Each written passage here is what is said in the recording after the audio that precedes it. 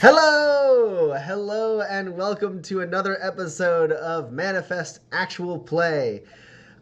Before we jump into recaps and such for the actual play, I'm gonna pass the attention over to Addie Gia with any announcements. Do we have any? Yeah. The first announcement is the announcement that we always do, which is if you would like to subscribe to us, we would all of those proceeds go to improving the stream. Also, hit that follow button, even if you don't have the capacity to subscribe right now. Um, because it lets you know when we go live, and having viewers is awesome. Uh, the other thing is if you subscribe to us through your compliment or the Amazon Prime, of which you get one complimentary Twitch subscription that you have to renew every 30 days. So check up to see if you need to renew it because your 30 days is up. Um, so that's the usual thing. Then we have been up, putting up uh, Kickstarter updates 3 times a week, and we continue to do that this week. Um, there's some we covered some really weird watery creatures of the wastes that are super creepy, and so if you haven't made it over to our Kickstarter page, you should go and check out our you should go and Dagbutt, it's Dagbutt, it's Dagbutt.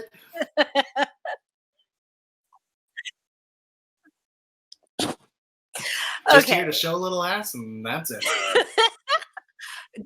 If you like that dag butt, hit the follow. Guys, I got bad news. The subscribe button is definitely below you. Bullshit. No. The follow button's up top, though. Yeah. Follow button's up top. Yeah. Follow up top, money down below. No. So the what Dagbutt wants you to know is that you should head over to our Kickstarter, which is Manifest the RPG, and you can search that right on Kickstarter for our updates. We are covering a lot of the lore as we are still in queue for printing the actual book. So we're giving our fans an update every week, a couple of times a week. If you didn't get the chance to support our Kickstarter over a year ago, you can actually still grab our uh, a pre-order before we shut that down. As soon as we get the green light on our turn for printing, we are going to announce and then shut down our pre-orders. So if you want a PDF, the hardcover book, the sick dice that we have that I forgot to grab again, and the pins and oh, there they are. Yeah, they're super cool. And they come in a tonic vial, I guess. So and the super cool pins of the Manifest logo and also the Waypoint logo flag symbol. You can go there and purchase them. The other thing is that the world is crazy right now. So we are asking every week anyone who has the capacity to donate to some charities that we really think are awesome. So the first one is blackmamasmatter.org. It's the Black Mamas Matter Alliance.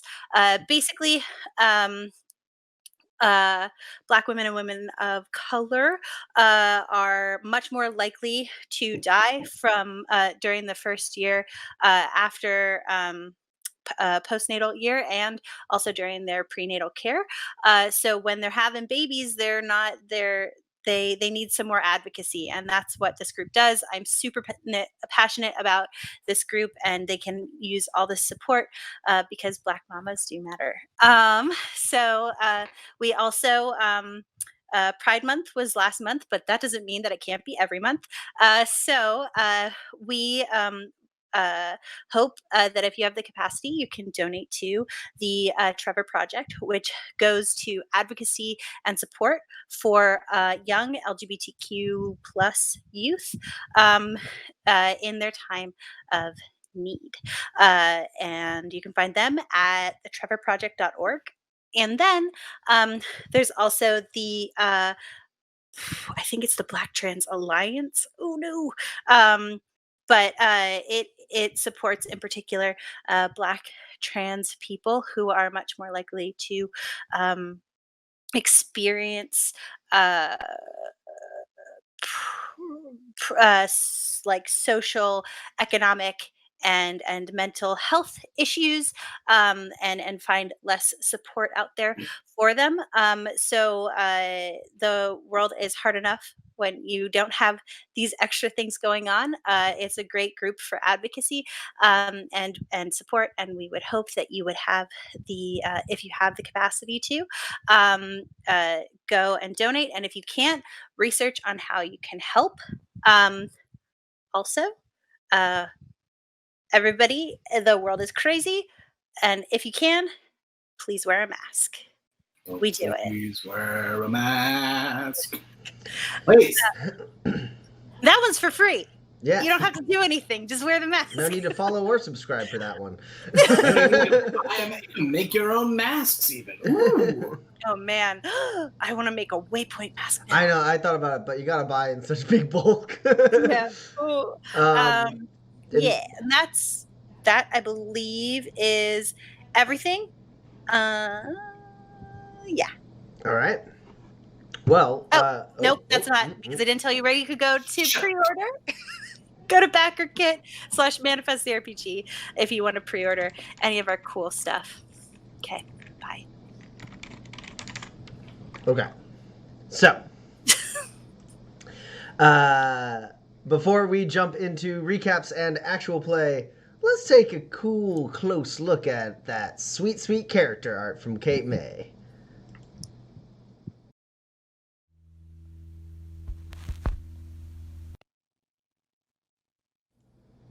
Okay. We had some issues, but it looks like we're live now. Post in the chat if you can see and hear us. It looks like If you're out there, give us a sign.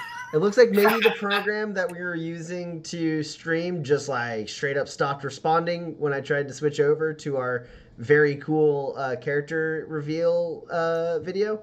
But I'm not one to live in fear, and I'm just gonna jump right back into it. We got the announcements. You're all here. Let's watch these characters.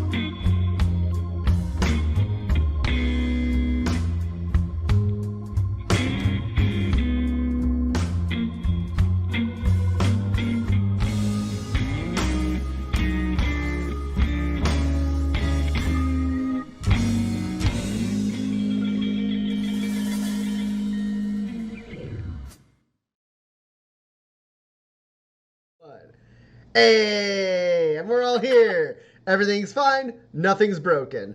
Yeah, let's dive into it. Let's waste no time. So, Kinsey, Pax, and Roland have been in the Badlands for some time now, and they have found themselves in Tobias Station, a very bustling trade hub in the center of the Badlands. And Roland got himself a job crafting things for the Kilburn Private Courier Service. I think I got it right. Pax started to sniff out some injustice in the station as she realized that, and learned straight up that the orphans in this station are sort of recruited by this maybe corrupt security captain who is maybe like grooming these kids to be criminals and possibly join the family or join the security force. Either way, it's not a good look. And Kinsey went to the spa, and while he was in the spa, he met Gray Foster, who is someone Roland knows to be affiliated with the Sheffield family. Yeah, Sheffield family.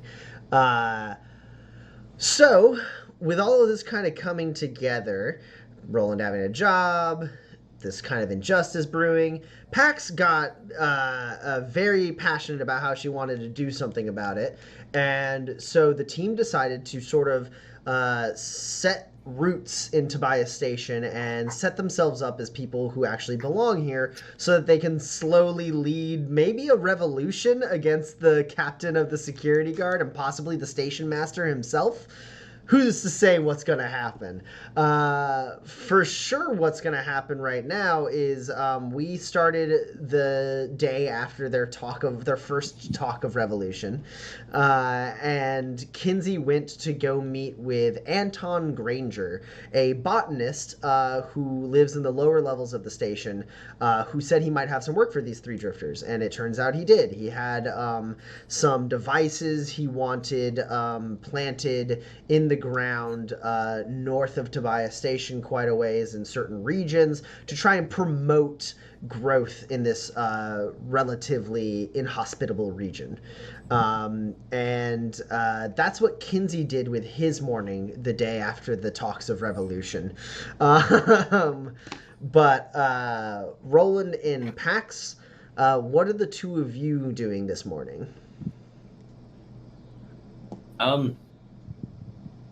I guess I'm looking at real estate. Okay. Last session, the idea of a bar was floated. Is that kind of where you're? Yeah. Okay. So I'm looking for a bar that is low enough that it's clear the security forces don't care. High enough that like regular people and not just sort of the underbelly of Tobias Station would go to this bar based on location, and then in shitty enough state of disrepair that I could acquire it easily. Okay. So go ahead and roll connections for me. You're new in town. So let's go ahead and have I'm not you. new in towns. Let's go ahead and have you roll at a -2, just because you don't even have like your first point of connection is like Mr. Kilburn, right? He's like the first person who's Sure. involved in business in this area. And like he doesn't know what a revolutionary bar looks like.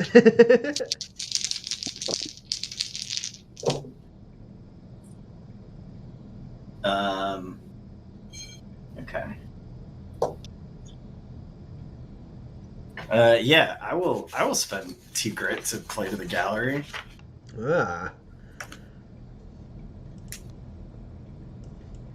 So I can count this 10, which then explodes. Nice. Wow, that die rolled 16 twice. How unhelpful. I got 4 hits. Okay. Sweet.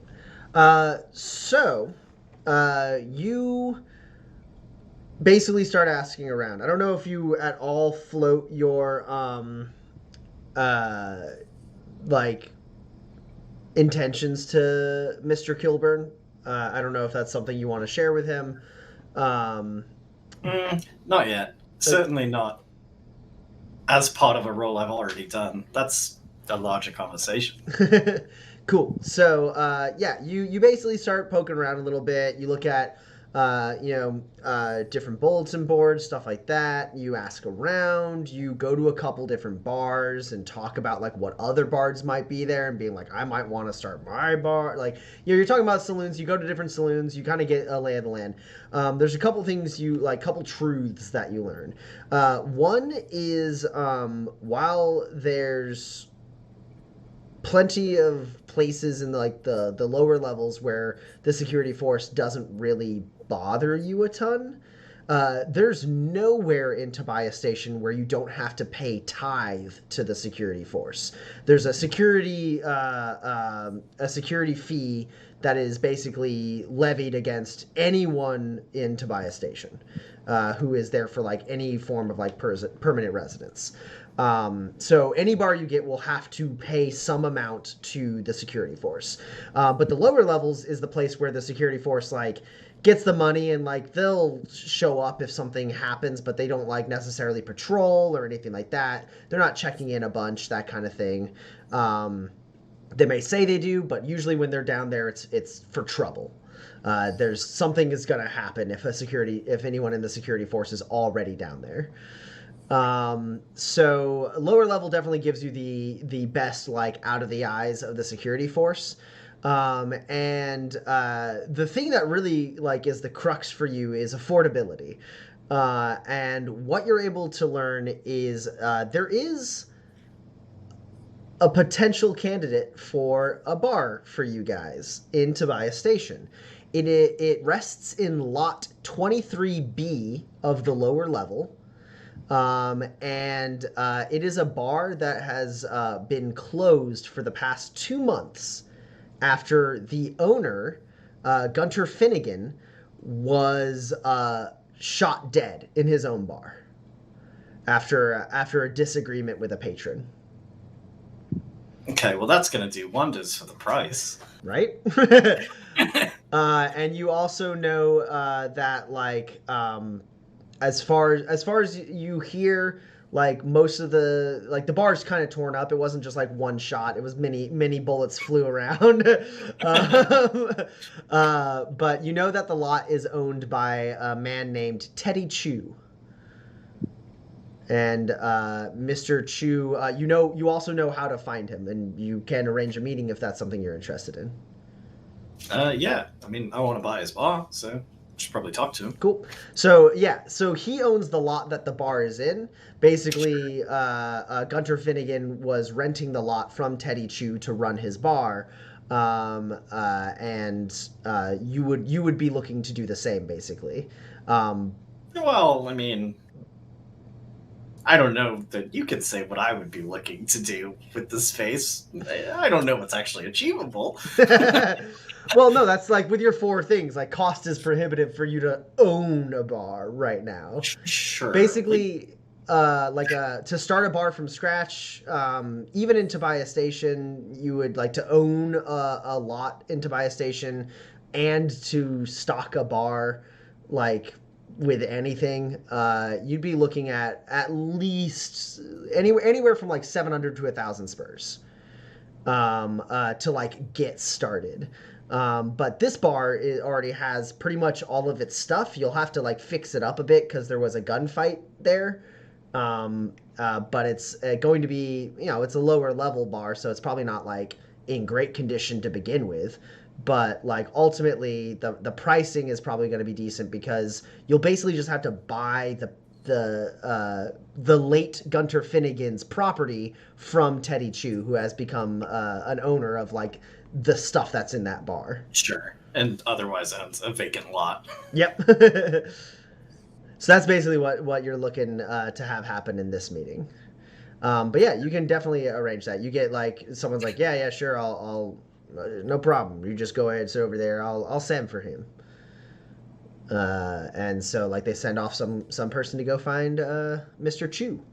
Oh no. Pax, what are you doing this morning? I am gonna start drinking early. Okay. Yeah, I gotta since I didn't really find like any anything in the market yesterday, maybe I can find some other way into the seedy criminal underbelly of Tobias Station. So yeah, I guess I'm just gonna go to a bar. I don't know. Okay, you're just gonna go like to the lower levels and hang out in a bar, or are you doing it in like the main levels, or are you going up to the upper crust? I'm not going to the upper crust. Okay. Looking for middle management, so probably like not the touristy places. If I could manage to find those where like the citizens of Tobias Station like go, and maybe the one that's on like the bad side of town.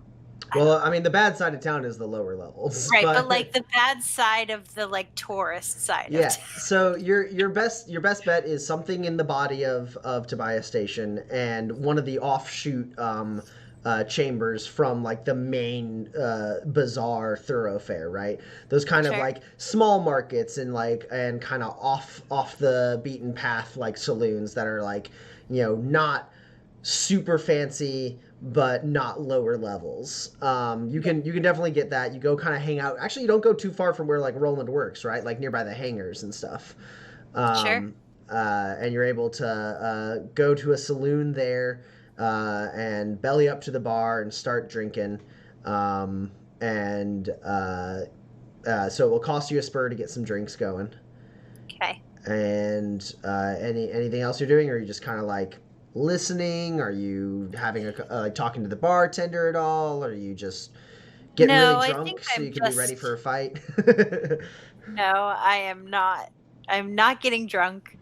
I guess I'm just kind of like trying to eavesdrop. Okay. Yeah. So we'll have you roll observe.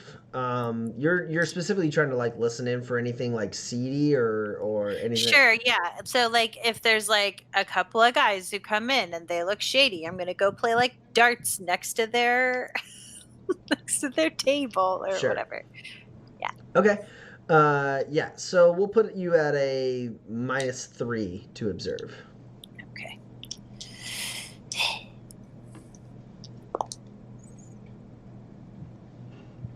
I have a 9. Nope, because that's a -2. I play to the gallery. I have a 9. It explodes. Okay, yeah. Okay. I have a 9. I also have other hits. Yeah, it's unopposed. Okay, I have 3 hits. Okay, cool. So yeah, at a certain point, you see there's plenty of people in here who are gruff. A lot of workers come through here. It's a relatively quieter bar. It doesn't have like a lot of stuff going on. It's just kind of like a place to get a drink while you're working. But there's one point where this a guy comes down. He's like in like coveralls, and he's having a drink, and then 2 other people come in and they sit down next to him, and like one of them, the woman goes is like basically like, so any problems with the shipment? And you're like, ears perk up, and you're like, oh, I'm just gonna go over here real quick and just kind of and so yeah, you start having a drink in like an area nearby where you can hear. And you basically start to hear a conversation between some people who are expecting, or they're basically doing a handoff here, right? This guy's got a bag under the table that he's going to leave with these two people. Okay. Oh. Nope. And then your phone rings, and What?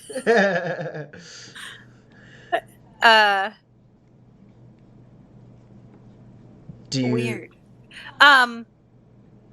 Yeah, I resist every urge that I have to steal that bag. And instead I will follow them wherever they go. Okay, cool. We'll cut back to Kinsey. Kinsey, are you... Roland is about, Pax is about. You've had your meeting with Anton Granger. Is there anything else you're getting up to this day?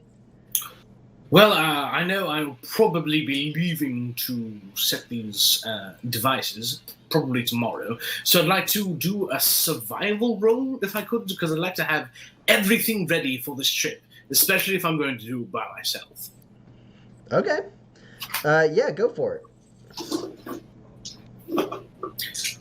And this is recalling an aspect of nature. Yeah. There's plenty within preparation that requires you to, like, know things about this region. All right.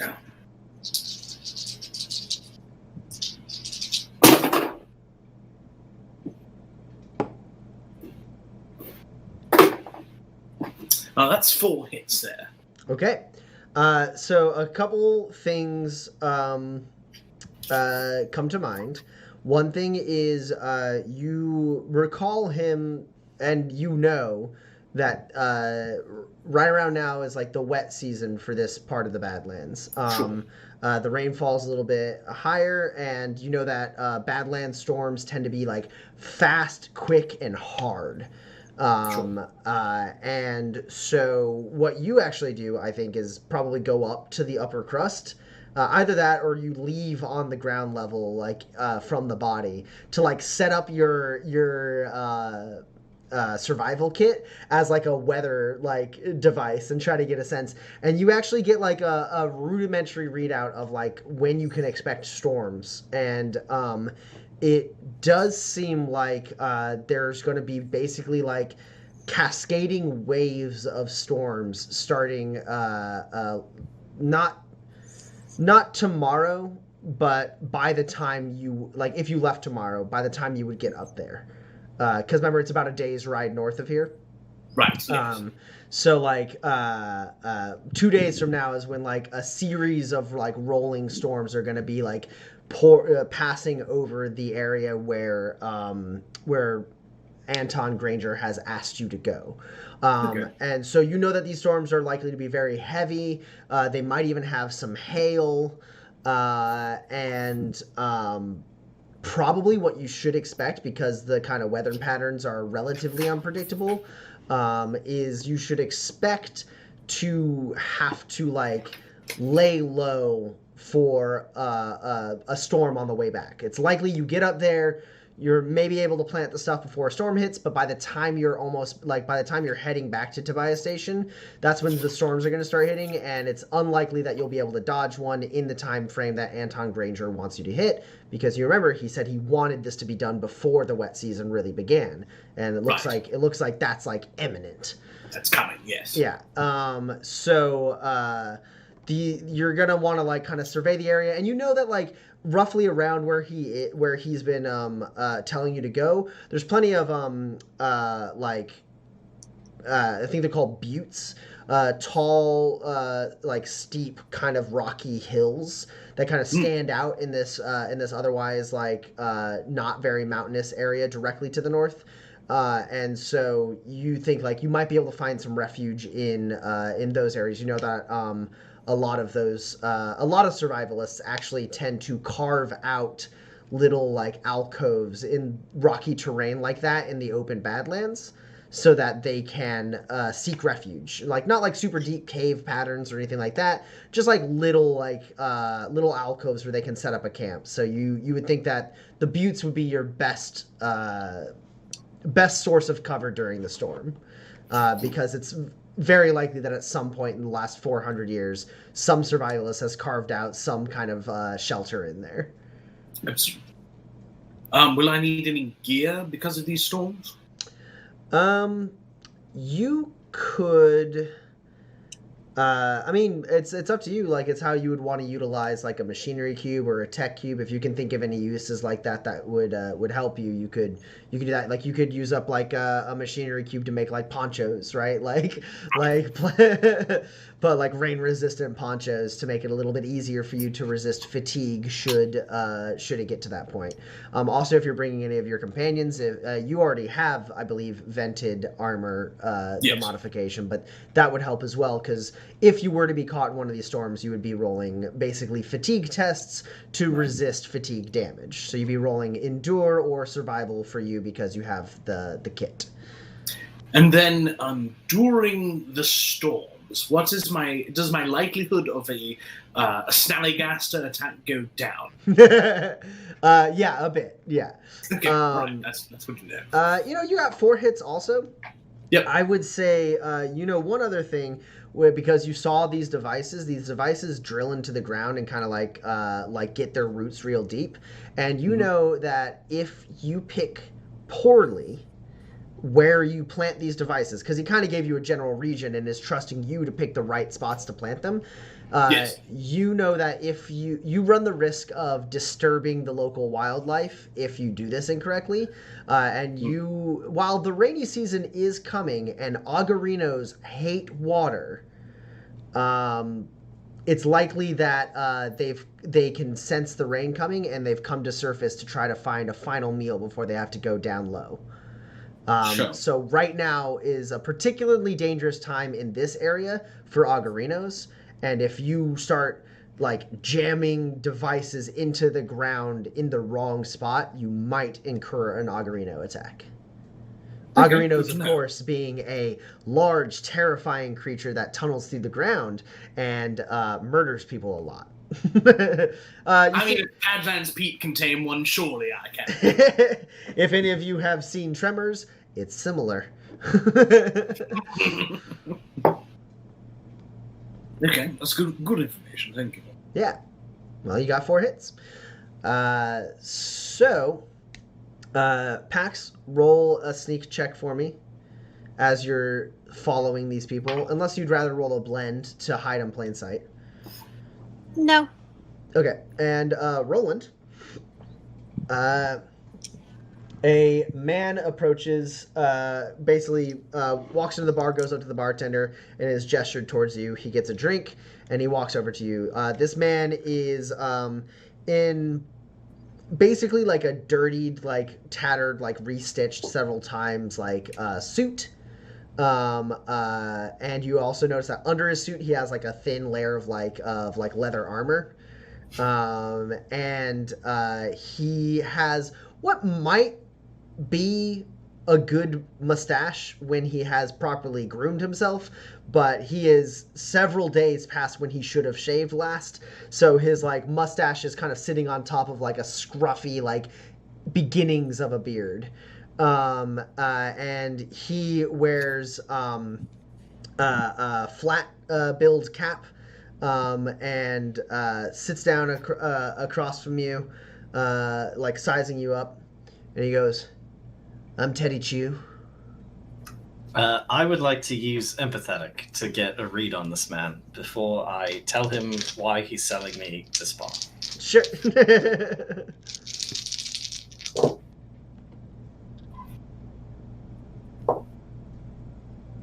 Aha. That is 4 hits. Okay. I would like to look into his soul if I could. So, Teddy Chew is a very busy man. He doesn't want to dance around any points or anything. He wants to get this deal done and be done. The way he carries himself, the kind of tiredness that he has, you imagine that he probably has a lot of different things on his plate. And judging from what you've heard from him, combined with like now you're like sizing up of him, this dude probably owns a lot of different lots throughout Tobias Station. And judging by his attire, you would probably assume that it is a lot of stuff in the lower levels, but maybe some other stuff too. Nothing upper crust though. But you think that he's basically like the equivalent of a landlord here, right? He's got a bunch of different lots that he rents out to people.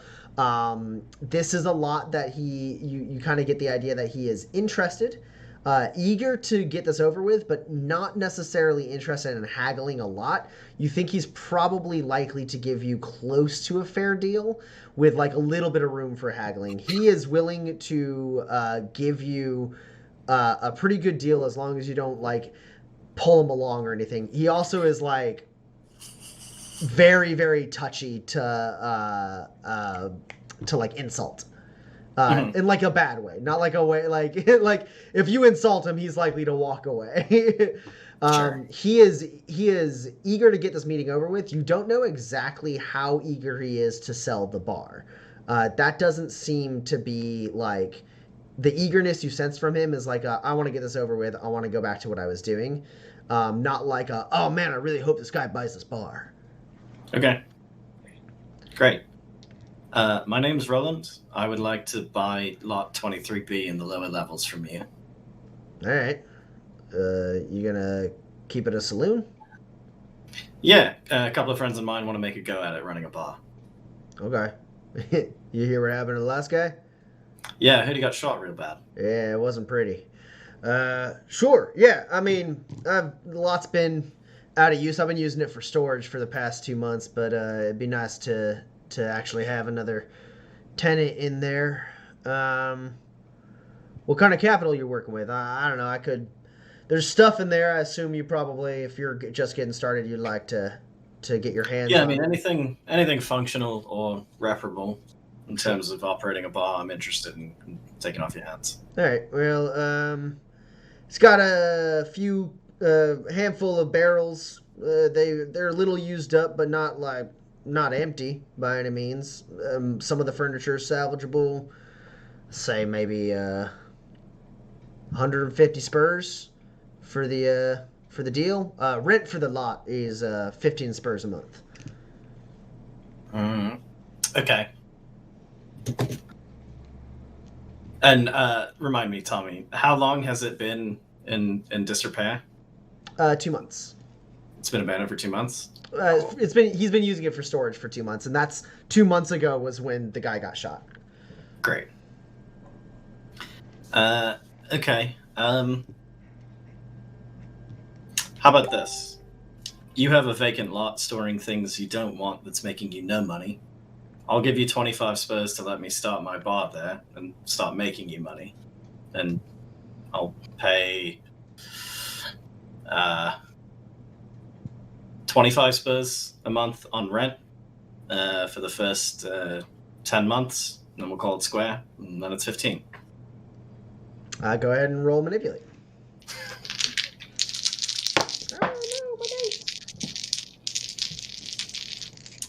Am I dressed? I assume I dressed to impress. You knew who you were meeting. Cool. And this is also the first time I've met him. Yes. Talents? You were up against a 10.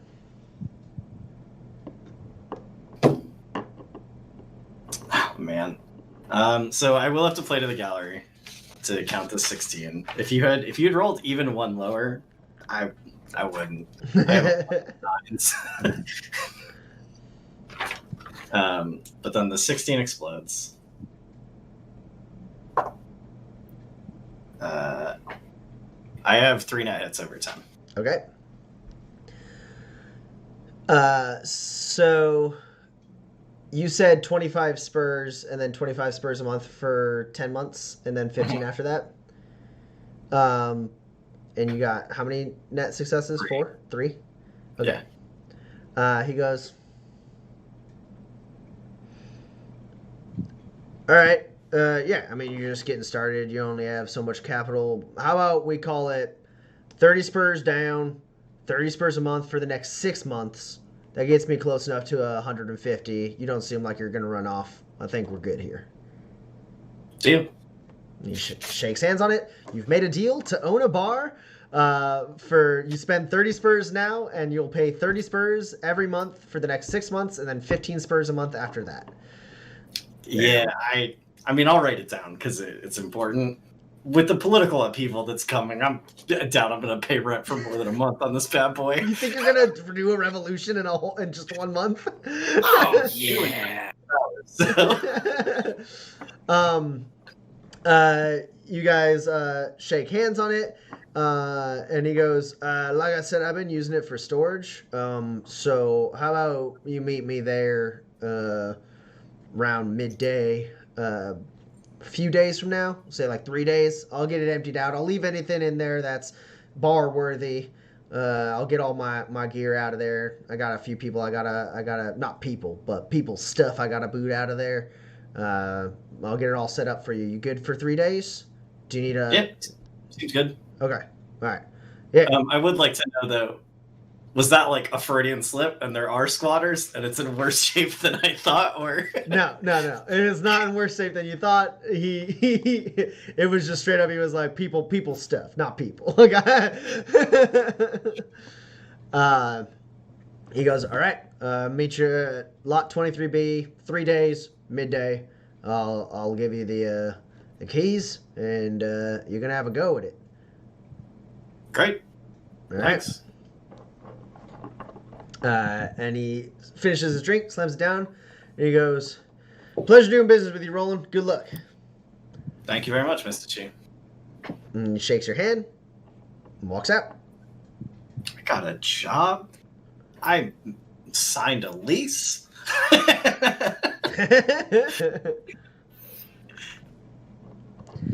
All right.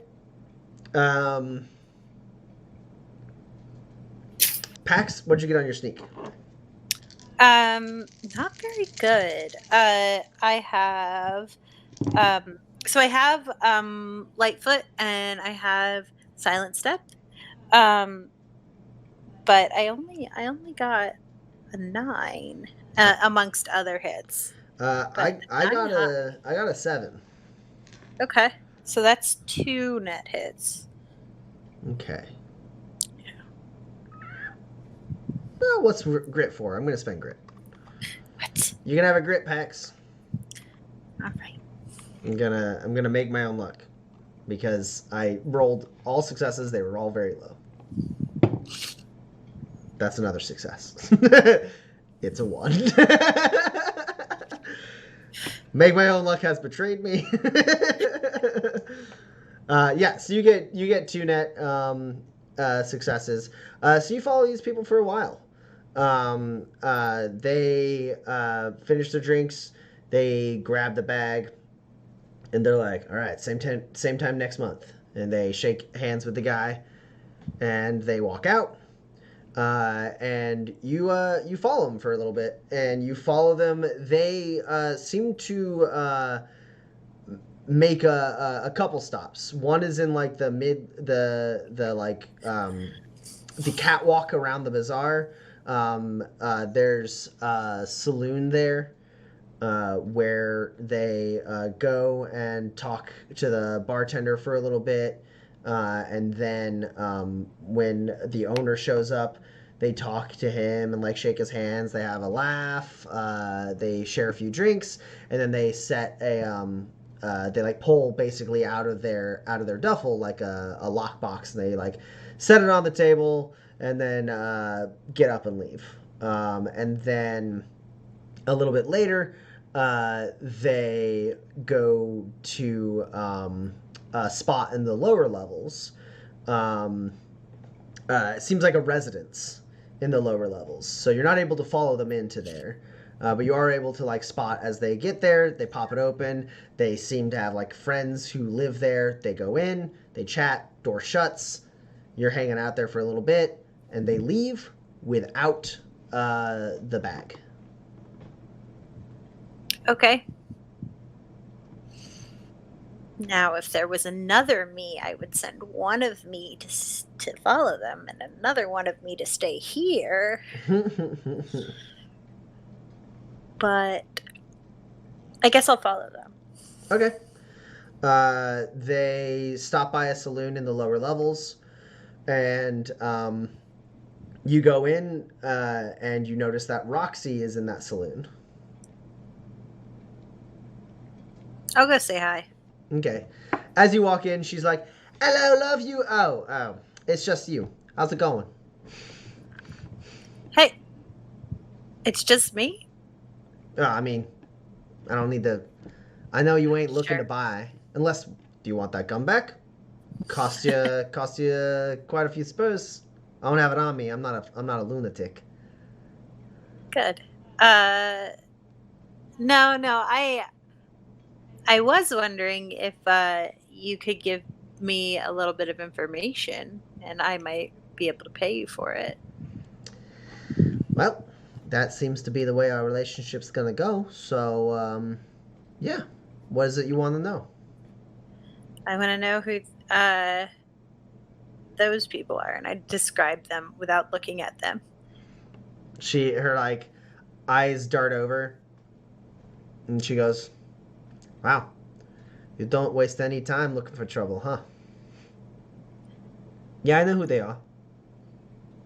I might not know their names, but I know who they work for, and that's what's important.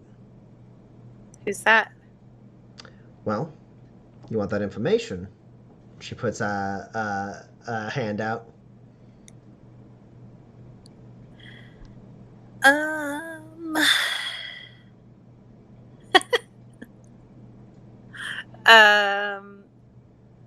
Gosh. I will offer her. Do the a cryo capsule? 3 cryo capsules? You put a cryo capsule in her hand, and she goes, "What the hell is this?" You don't know, or you're unhappy? The second one.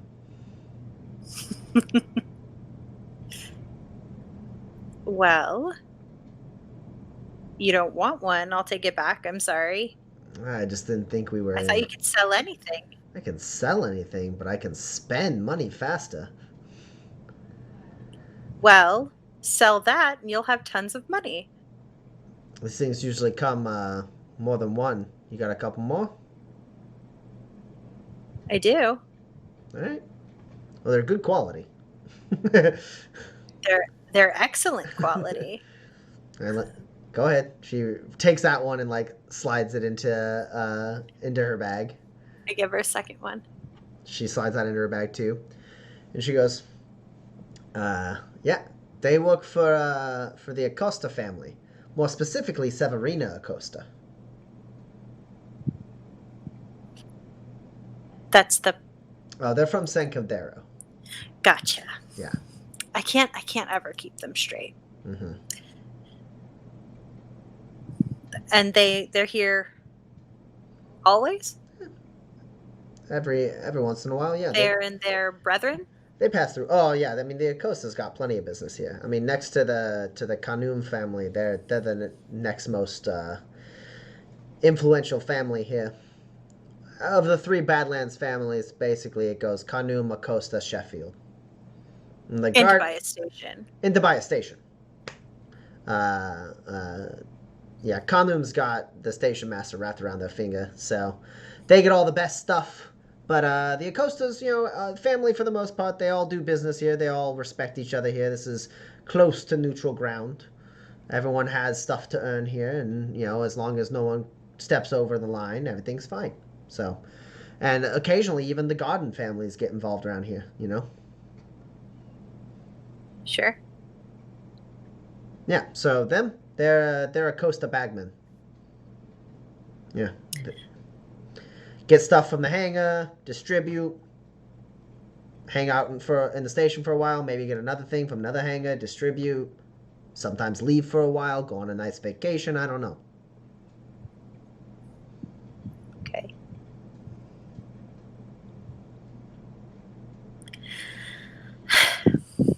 All right, Roxy. As always, you've been very helpful. If only I needed the information you gave me.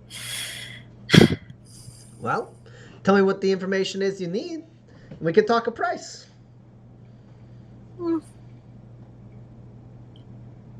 I need a mark. Like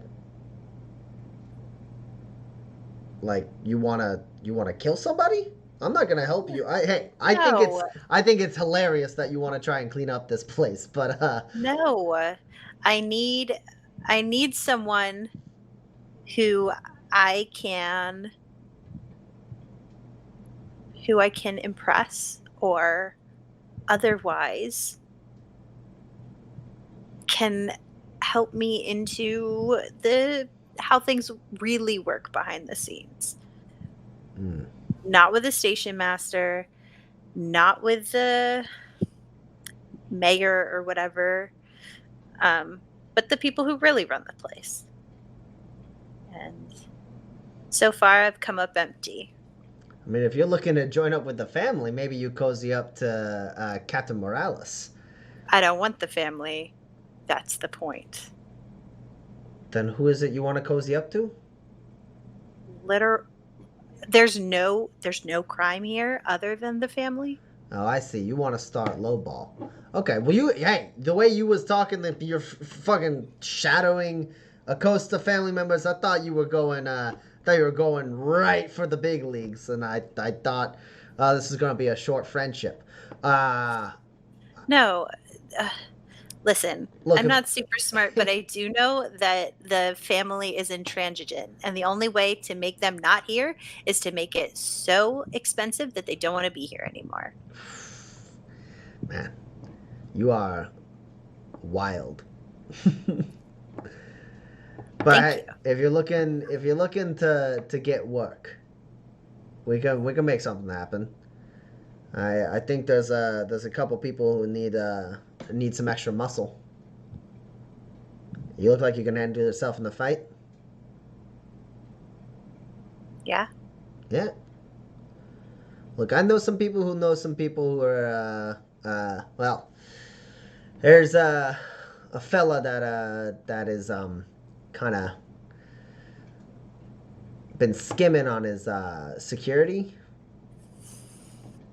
So when that happens, security is happy to look the other way, while some people, even the scales a little bit. So, you want? They could use some extra muscle. I can get someone here later tonight. Job goes down tonight. You ain't queasy, right? No. All right, then.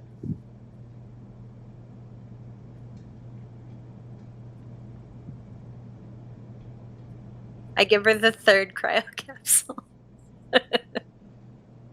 She takes it and she goes, down payment or just making good? We'll see how it goes. All right. Come back here tonight. A little bit before midnight. Okay. Yeah. I'll get you in the door. You do what they say. You'll get some spurs in your pocket, and maybe you'll make some friends. Well, we'll see if I really need friends. All right. See you tonight. Bye. And as you walk out, another person comes in and she goes, "Come on, lovely. Give us a little bit of a coin. A poor beggar down here in the lower levels. You look like you're good for it."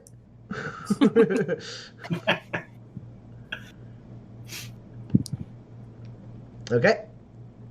I guess I'm gonna go take a nap so I can be awake tonight.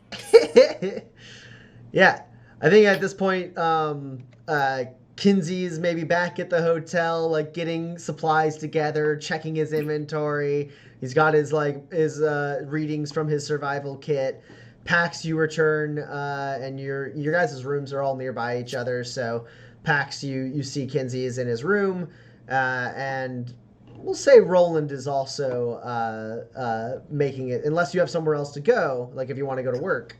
I do have a job, so I sort of have to go to it. That's my understanding of how jobs work. If that's not the case, I'd like to find out. I just didn't know if you were planning on going back immediately to them and telling them that you had a lease, or if you were just gonna go to work and tell them later. It's up to you. I was probably just gonna go to work. Cool. What are you working on today? I believe the hybrid power module was a class 3 thing, right? Yeah. Let me look at that list real quick. It is. Hybrid power is class 3. I'm gonna build a solar panel you slap on an engine. Okay. Well, there's more to it than that, but I'm dumbing it down for the people who work here. Right. Yeah. So this one is a technology roll or a machinery roll at a -1. I will roll technology then. And this is a vehicle mod, so vehicle mechanic applies. Yep.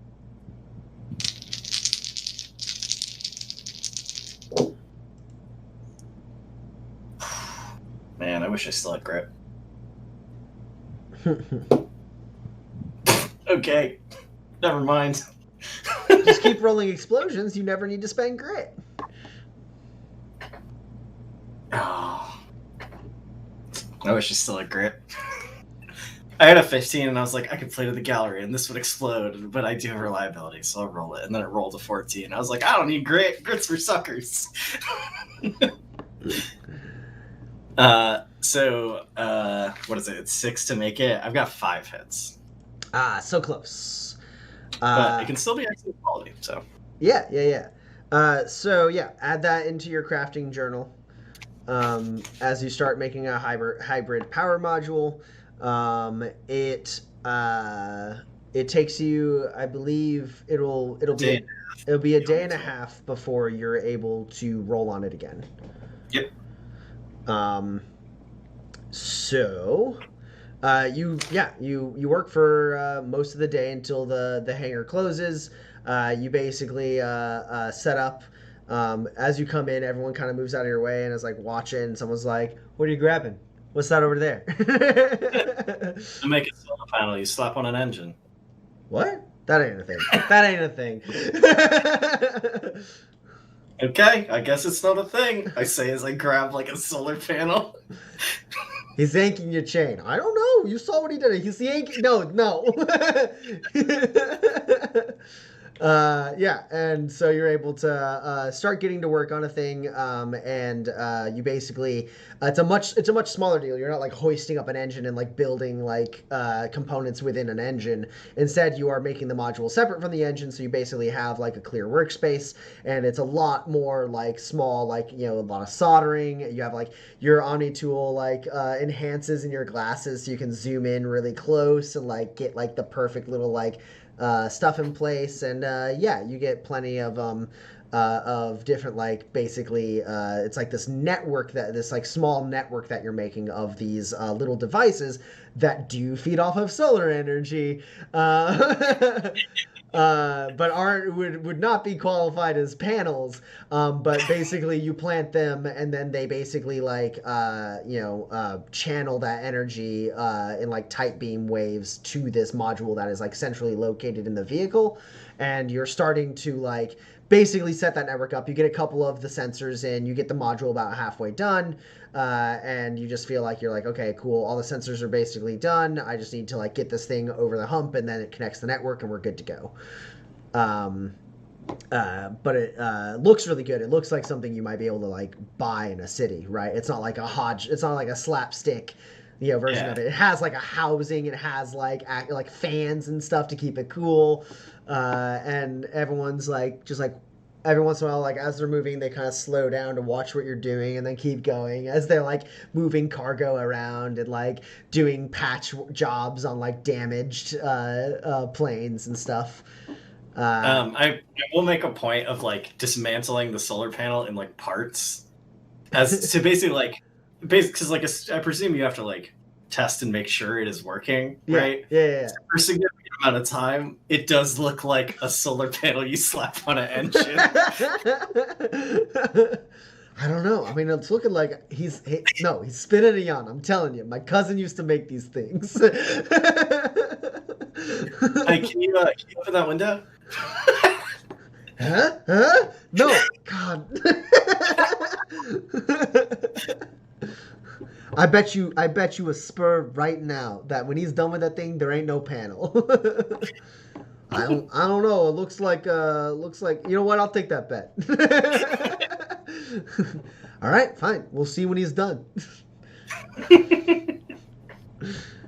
Yeah, and you get a pretty decent amount of the way, and they start like closing up the hangar. And were you planning on bringing this one with you, or are you leaving it here? I'll bring it home because, like, I mean, I know mechanically it's not, like 10 minutes of work away from being done, but like in world, it feels like, yeah, I'll just, drop an hour here or there as I'm in the hotel room. I'll be done with it. Cool. Yeah. So you kind of like pack it up in like a crate, like basically like a hard suitcase. And as you like close it up, you start walking out, and Mr. Kilborn goes, "Good work today, Roland." Thanks. Yeah, this one's coming along real nice. Yeah, it's better than anything we would have otherwise. So, looking forward to seeing the finished product. I hear there's a pool going on what it's going to look like at the end. I abstained. What's the front runner? Can I get in on this action? That seems a might bit speculative, don't you think? I suppose. Yes. All right. Well, we'll see you. We'll see you maybe when you got it finished, or later tomorrow. Have a good night.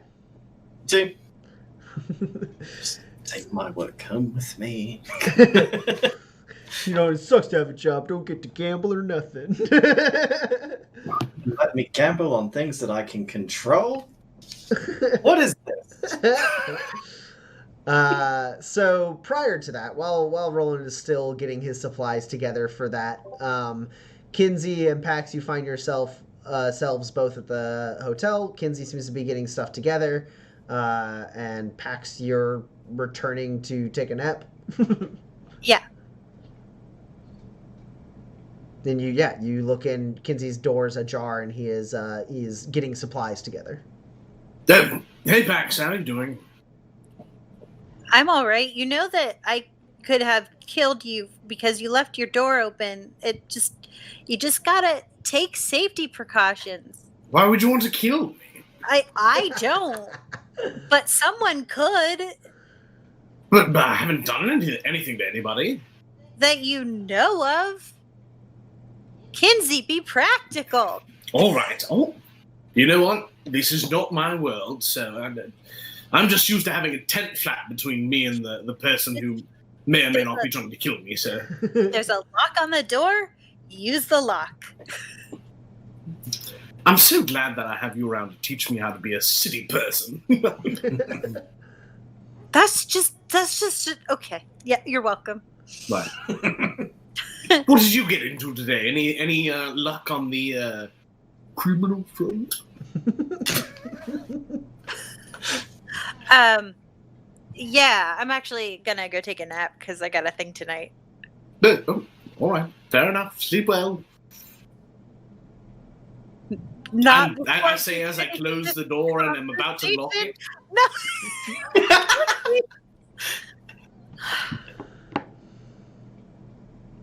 Pick the door. Okay, so here's the thing. We were in the middle of a conversation. I know that you know that was the middle of a conversation. No, you said that you were going to nap after I asked you how your day went. Yeah. I was like, how are you doing? And you said, I need to take a nap. So I said, good night. Right, but like not I came in to talk to you. So, Why are as a secondary thing, what's the point of locking my door if you can just pick it open, huh? Well, I can pick it open, but not everyone can pick it open. But the people I'm worried about who might come and kill me could probably pick it, right? No, they would most likely break it down, and you'd have a couple of seconds to climb out the window and up into Roland's place. Obviously, you've already thought of that. Right. Yes, obviously. So I'm sorry, we were in the middle of a conversation. You're going to take a nap. How does that help you with your criminal enterprise? Sorry, criminal So, I have a job tonight. Mm. I don't know what it is. It's probably killing some people or something. And That's all for you. well, I'm not going to kill them. But like, so I think I'm either there to beat someone up and steal their things, or I'm there to stop that from happening. I'm not sure which. And, but either way, like, it's just, is deterrence for misbehavior on one side or the other. Cool. And then, but it starts at midnight. So like I figured instead of being tired, I'd come and take a nap, but then your door was open and then you were packing and then you're packing. Yes, I'm packing. So I actually also got a job. Mine doesn't start till tomorrow, so don't really need a nap in case that was... Anyway, so I'm going to be going to the north of Tobias Station and setting up some devices for that scientist we met, Dr. Granger. I don't know who that is. We saved him from the accidental hounds. Oh. Mm. Is he... Okay. Are you going by yourself? Well... I figure I have my photo-replicant poncho, and then on the way back there should be a storm happening, so I'm not too worried about being attacked by the Snallygaster, but anything else I should probably be able to handle. Are you taking the car? I was going to take Umbra.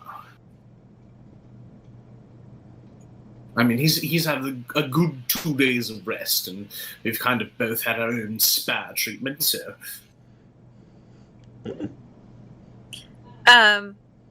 Okay. Isn't the car faster? I suppose, well, it would certainly make the job easier. I just figured Roland probably wouldn't want me to drive it. Sure. But, you know what, you do raise a good point. I will at the very least ask him. Do you need more money so you can get your jackalope or the car out of the garage? Well, I've already paid for Umbra's lodgings, at least until the end of the week, but I don't know what deal was struck for the vehicle. Okay. Well, if it turns but out... I would like to pick up some supplies, so maybe, perhaps, I don't know. Okay. Well, here's 3 spurs. Oh, thanks very much, Pax. Yeah. And remember to come back, I guess, right? So, like... well... Don't die. As far as that is within my control, No, just don't. Just don't? Okay. Don't die. I'll try to remember that.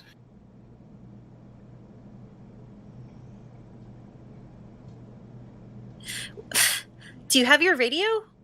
Right, I was going to ask, do you have it all? Because I have mine, yes. I have one.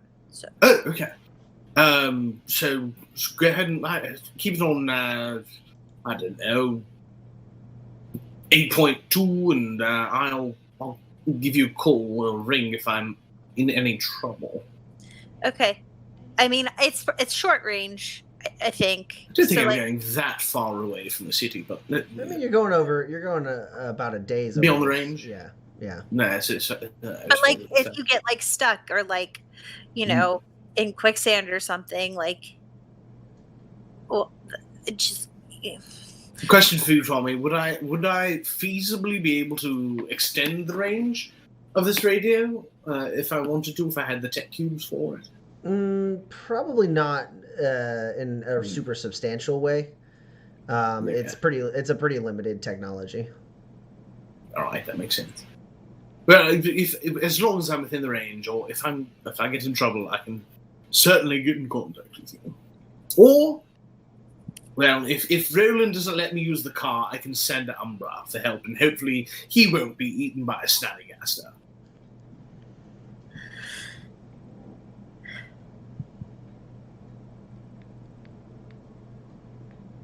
Look, you're busy ingratiating yourself within the element of the city, and Roland has his job. So this is my way of making a legitimate legitimate living, and also a contribution to buying this saloon that hopefully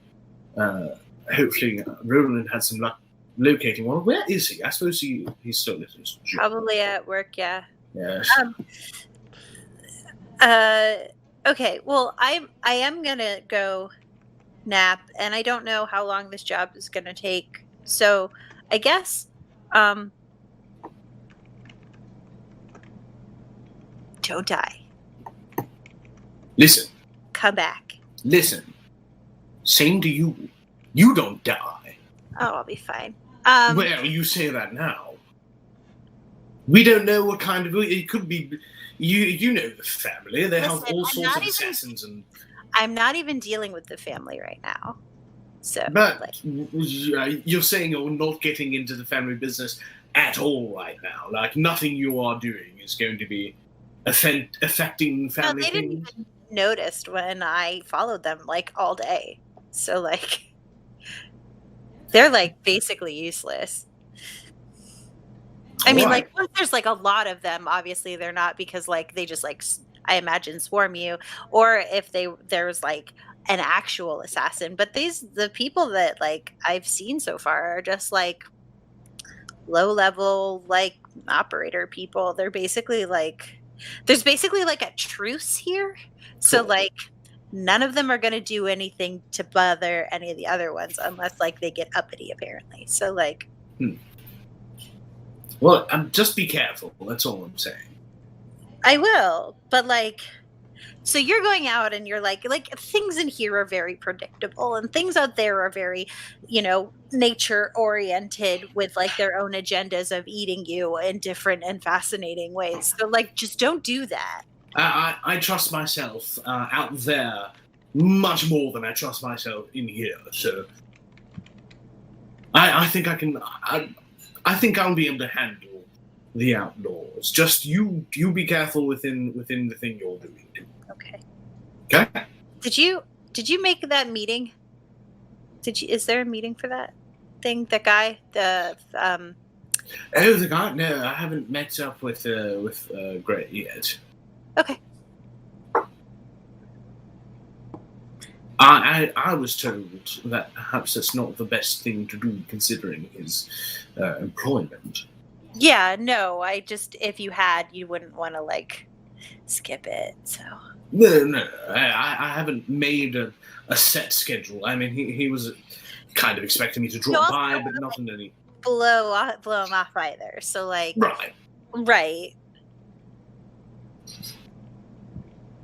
I won't be meeting with him until after I come back, probably. So I'll be back within 2, maybe 3 days. Okay. Cool. Easy. And I'll tell you before I meet him. Trust me. I mean, you should tell Roland, because he's the one who should probably go with you. Like, I don't. That makes sense. Yeah, he absolutely should. Yeah. Mr. Talkative. Yes. Yes. Nothing to do with yourself. That's not what I meant. Trust me, that is no offense taken at all. Why don't you go ahead and take a nap? I'll finish packing up, and I don't know that I'll see you before I leave, but good luck. You too. Thank you. Just don't Just don't forget to right. come back. Okay. Okay. Bye, Kinsey. And I Close am the door. gonna go out the. Don't forget to lock the door. And I lock the go door. out the balcony and walk up to Roland's and go in Roland's balcony, so I could take a bath before I take it. Do you use the guest bathroom or do you use Roland's I'm not bathroom? a heathen, of course. I use the guest bath. Break into Roland's suite, take a bath in the guest bathroom, and then you can go take a nap. As you are getting to you're falling asleep for your nap, Roland, you get back to the hotel. Kinsey, are you like calling it an early night, or are you?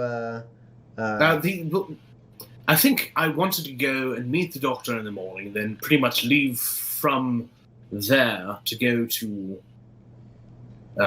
do my job. So I did want to see if I could sell these roperite bundles. Oh, sure. What do you have? I have 3 bundles of talons and 1 bundle of feathers. Okay. Go ahead and roll connections. Okay. Just to see if you can find people who are willing to give you decent deals. There's not a lot of variance here. Yes. But we'll roll.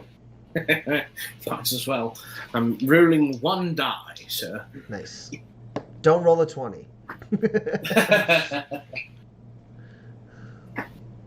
If you roll a 20, the talons and the feathers swirl around and then turn into a whole bird, and then they get you and they run off into the Badlands with you. Well, I guess that's what happened. No, you rolled a 20? I gave you 1 die to roll and you rolled a 20. Mm-hmm. Awesome. So what is it that you had? It was 3 bundles of talons and 1 bundle of feathers. Okay. Kinsey, you get jumped. Oh, great. You're walking around in the bazaar. You're trying to find someone who's looking to find something. And this little kid comes over and goes, "Mister, what are you looking for? I'd love to help." I'm just trying to find somewhere to sell some animal parts. Do you know... You know, the mace that goes around is very straight. Sure, yeah. If you're looking to... Well, I'd love to also get something to eat. Do you maybe have a spur, or you could buy me a meal at that stand over there? Maybe I could buy you a meal if you show me where the store is. I could do that. Sure. Well, I don't want to wander too far, but if you go down these stairs here, go down. You take the flight halfway down onto one of the lower levels, and then you take a left and you follow that down. You'll see a big bright sign for a haberdashery, and they'd love to have some of that stuff. Yeah. All right, sure. Where's the nearest? You want some street meat over there? That'd be really swell, sir. All right. Then I'll go over to the stand and order him some street meat and kind of reach into the slit that Pax showed me where to keep my spurs, and I'll take one out. Okay, cool. So you pay for the meat. You get some meat too. It's enough for both of you. Yeah, it's very good street meat. He gets his in like a little burrito. And he goes, "All right, thank you so much, mister. I really appreciate it. Good luck with your hats." Or like takes a bite of the burrito and goes running off into the crowd. Perfect. And I tried to follow his instructions to find this place. You follow them very well, and it leads you to a bad spot. Basically, you start walking that way, and the channel that he told you to go down, where you would find a haberdashery, it looks like a boiler room. It's just like you're in like a maintenance hallway, and it kind of dead ends. And when you turn back around, there's someone like right there behind you, and they get a sucker punch in. So you take. Actually, you don't take.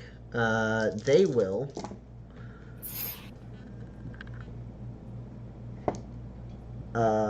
put you in a rating 3 grapple. Okay. As they basically grab onto you and like slam you up against the wall, and then really, really quickly, like another friend of theirs. You don't get a good look at him. It's very dark in this hallway. Another friend of theirs manages to like rummage around. You don't lose the spurs. They were very well hidden in your coat lining. But the supplies that you were going to sell are taken. That's great. Like that, you basically had them like in a pouch. Right. And it gets torn out from your hand as you're struggling. You do have grapple spikes on your armor, so I don't think this guy holds on to you for very long. So you launch. Yeah, I was going to deploy them. Like, I would like for him to, like, he starts to let go because I've already got my things, and I grab onto his arms and I deploy the grapple spikes. He's like, what the hell? He stumbles back and goes running. You take that, you punk! Oh, I hate the city! I hate it!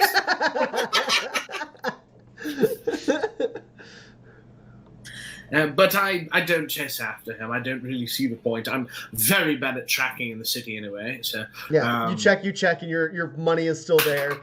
Everything else is still there. You said you were going to sell some stuff, and they took it. Yeah, perfect, wonderful. Well, I guess I'll go ahead and take the L and the loss, not the Chicago Railway, and I'm going to go see Shirley Charlotte. See if I can just buy a couple of supplies for where I'm going. Sure. So you walk in, the bell, ding. Hey, I'll be right with you. Just a moment. And then yes, of course.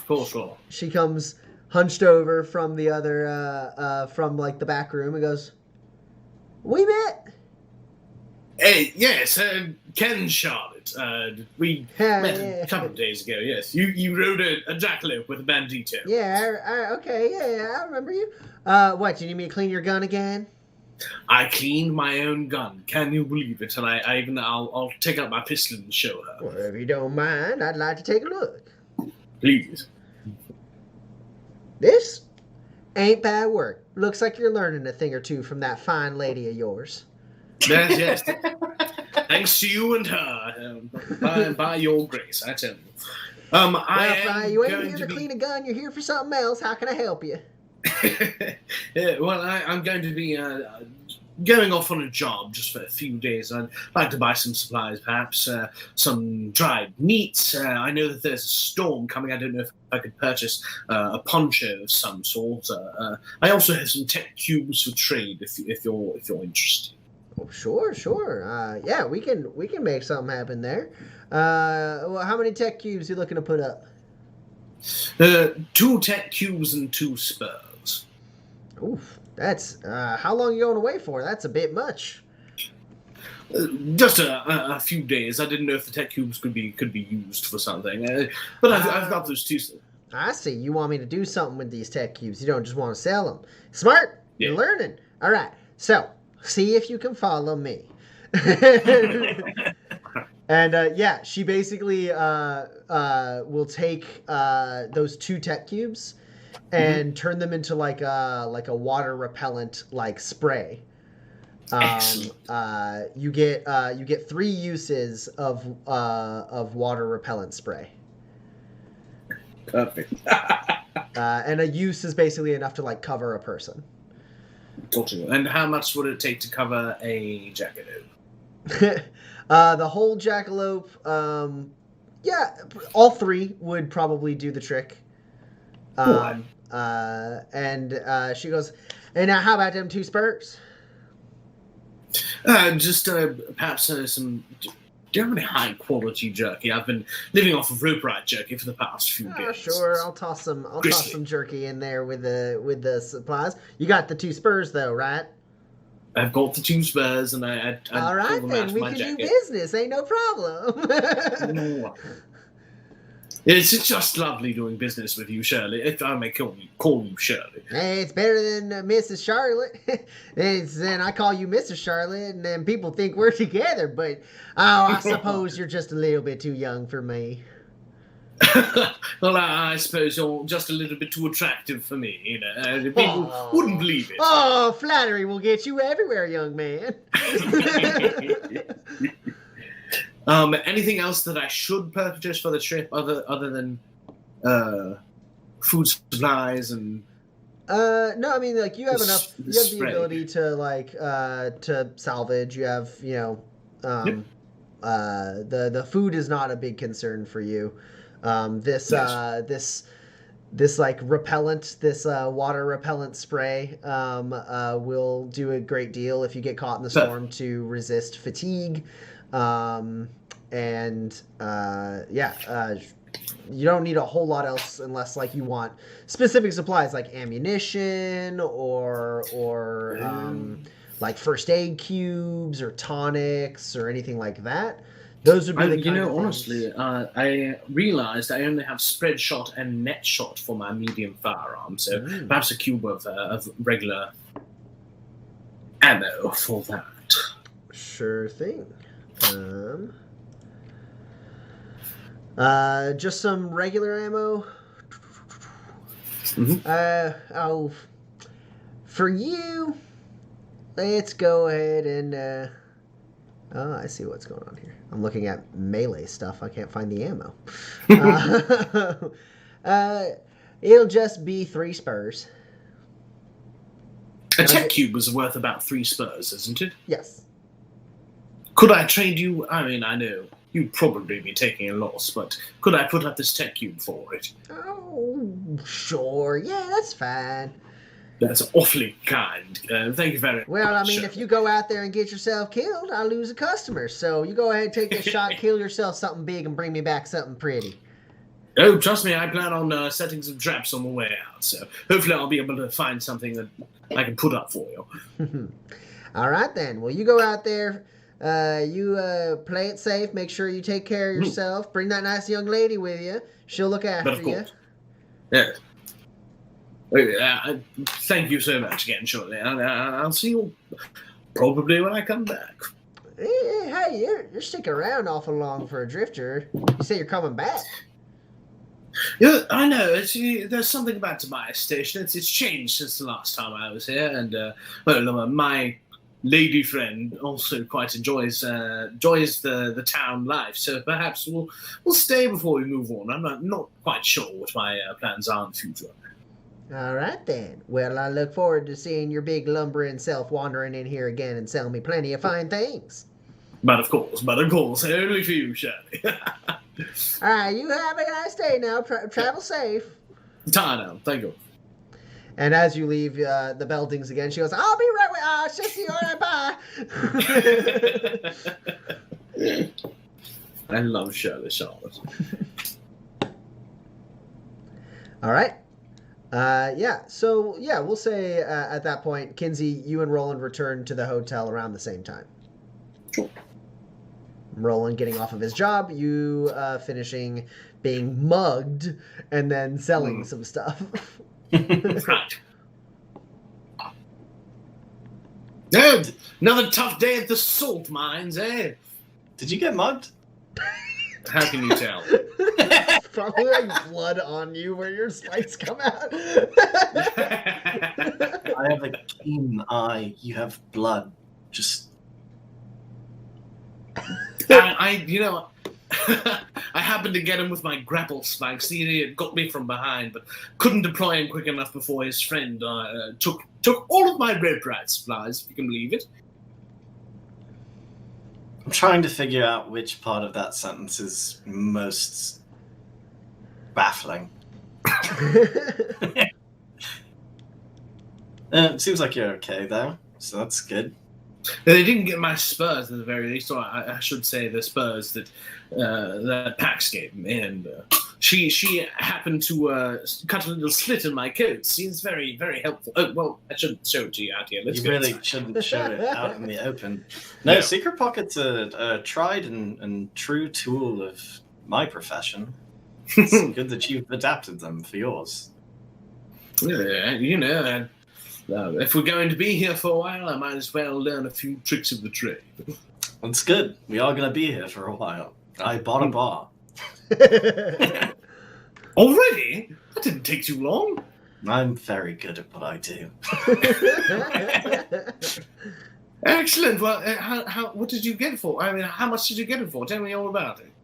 Well, okay, so I paid 30 spurs for a shitty rundown bar that I just sort of assumed you and I really would be repairing. And then presumably the rent is 30 spurs a month for the first 6 months, but it would surprise the hell out of me if we pay rent for a third month on it. So a bar for 60 spurs, that's not bad at all. I think it's pretty good. Would you be busy tomorrow morning? I mean, I've just got this to work on, but no, I can take an hour or two. Well, I'm going to be bringing something to Dr. Granger, and I thought I could finally get rid of these jumpin' yucky seeds. Perhaps work with him on weaponizing them. I don't know if he's open to the idea, but I would like to have you along as my sales representative because he is, how shall I put this? He's a little bit of a pretentious prick. Well, he's in academia. You have to know how to talk to these people. That's fair enough. I never did quite have the knack for it. Yeah, sure. I can talk to a professor and get him to give you more money than he otherwise would. I would Some appreciate things that. in my past have prepared me for this. Do tell. Interesting. Yes, I've already got a job for 30 spurs. Now, he's under the impression that I'll be bringing people with me, but I know the two of you are already busy with your own things. But I mean, it's a 30 spur job. It's not bad. How long does your thing take? Because, I got to be back, 2 days from now to, sort of finalize all the paperwork on the bar, but I can work sort of anywhere. It should take only 2, possibly 3 days at the best. It's going to be rough if it's 3. It's going to make the bar we've bought troubling. Well, it will go quicker if we use the truck, I suppose. Didn't you tell you 3 days midday? Yeah. Yeah. I guess I thought I've done math wrong a little bit. I thought it was 3 days, one of which is today. But with the car, my thing should only take 2 days, right? Probably, yeah. Barring interruptions. Sure. Yeah, I mean, let me, stop and grab some stuff from Kilburn so I can, get to work on some other things while we're on the road. And, yeah, I can drive us out wherever. What are we doing? We are setting up some devices so that this doctor, he claims he can make an oasis in the middle of the Badlands, so he's testing it out during the wet season. So you seem to think that that's absurd. What? I've never seen an actual entire ecosystem created by a person that has any sort of longevity. So yes, I'm a little bit skeptical. Kinsey, I open up the case and I show him the thing. You see this thing? This thing takes the sun, blasts this part with a laser, and it makes a car go forever with it. Science can do anything. But is it growing a tree? Is it creating life? If I didn't turn all that energy towards powering a car, I bet I could grow a tree with it. I mean, it's a pretty easy 1-to-1, right? Trees need the sun. This is for that. So you've picked a poor example. So that's what I'm saying. Wouldn't you just plant a tree then? I don't know. My point is, he wants to give us a bunch of money to do a thing that might be fucking cool. I'll take the money whether it's cool or not. If it's cool, I'll take it as a bonus. Yeah, sure. We can do it right. Are we still in Snallygaster territory? Here's the thing. We are, but there's That's a not the first storm thing I coming. would've said if I were you. Is that you're actually pretty well out of Snallygaster territory. We're out of it. Oh, okay, Yeah. that's cool. We are out of Snallygaster territory, and there's a storm coming. So really, all we really have to worry about is Algerinos. I mean, Like how much? well, they don't like the moisture, so before storms, usually they pop up and try and, get all the sustenance they need before they have to dig back down. So there's like a 60-40 chance that we'll be attacked by an Algerino. I don't know. And we're drilling into the ground. 60 or is it 40? Depends on your perspective. That's not how math works, Kinsey. Well, the point is, as long as we find good spots to place these drilling devices, we probably don't have to worry about Algerinos. Okay. Well, we could use some more capital for this revolution. I mean, 30 spurs is nothing to sneeze at. Plus whatever we get for this jumping yucky. Sure. You know what? It's fine. It'll be nice to get out and drive somewhere for a bit. I do appreciate your help. Thanks for joining me. I thought you'd be busy doing your thing. No, this job is great. I make my own hours. They let me just walk out of there with cubes, and they just expect I'll come back with stuff I've made. Should I get a job? I don't... I've sort of cultivated trustworthiness about me.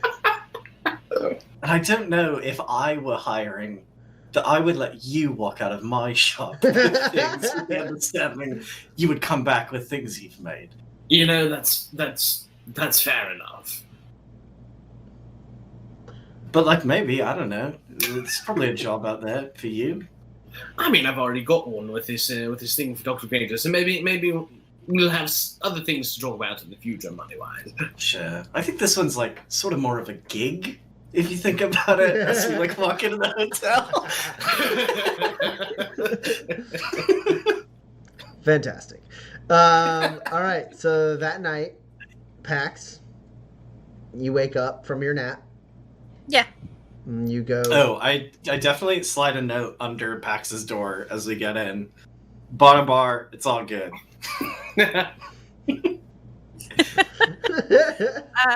Sure. So I will read the note and I will be like, okay. And I'll walk over to Roland's and go to pick the lock and then be like, and knock on the door. Yeah, come in. Hey.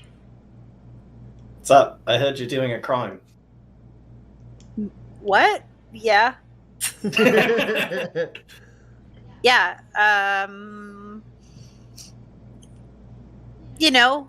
It might pay. It might be a trap. I might be the bad guy. I might be the good guy. It's kind of amorphous, but it should give me some good street cred.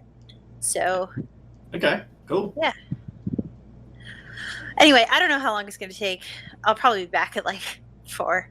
But in case I'm not, make sure that you say bye to Kinsey because he's leaving in the morning. Oh, I'm gonna drive out with him because my job, they're really into the sort of work from home, remote work thing. Oh. Do you want to come with? I sort of thought you were coming with. It never occurred to me that Kinsey would say, I'm gonna go do this dangerous thing, and Pax will not be there. I wasn't planning on it. Okay.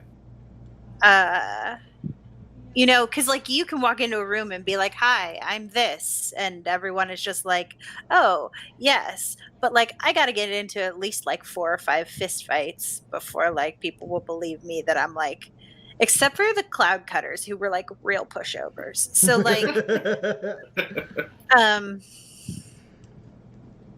yeah, I wasn't planning on it. I guess if it turns out that it's gonna take longer. I mean, it Should be 2 days, according to Kinsey, and like Yeah, I he guess knows if I. his outdoor stuff. Yeah, but like, I don't. But we're like in civilization, and it's so nice, and we have a bed, Mhm. and like, I've taken 2 baths in the past 2 days. It's been really nice. Oh yeah, I took a bath here earlier. Don't worry about it. I didn't notice that. Yeah. It's good for confirmation. I assumed it was you. It would be troubling if someone else had broken into my guest bathroom to take a bath. Yeah. Speaking of which, you should lock your balcony door. I guess probably. Yeah. I guess I just sort of figured you were the only one who would use it. Or someone like me. Okay. I don't know. Point I'm taken. about to make like potential enemies, which is the only way to go up in a criminal syndicate. So, you know, you gotta break a few eggs to make an omelet. what does that have to do with anything? Are you hungry? Did you get dinner? It's a seemingly unrelated phrase that the core of which relates to the current situation. Don't worry. Got it. Got it the first time. Don't worry about it. Anyway, I gotta go. Oh, did you get my note? Yeah, I did. Where? 23B on the lower levels. Okay. Are we moving there like tomorrow? Or I guess after you guys get back? Yeah, so a couple days from now, I'm meeting our new landlord, Tony Chu, to finalize the whole thing. Teddy Chu. Teddy Chu. Mr. Chu. Okay. Sweet. But then we'll have a bar. Yeah. Okay. All right, well, good luck on your crime. I hope it Yeah, goes well. thanks. I mean, it might be protection. It might not even be crime. I don't know. So we'll find out.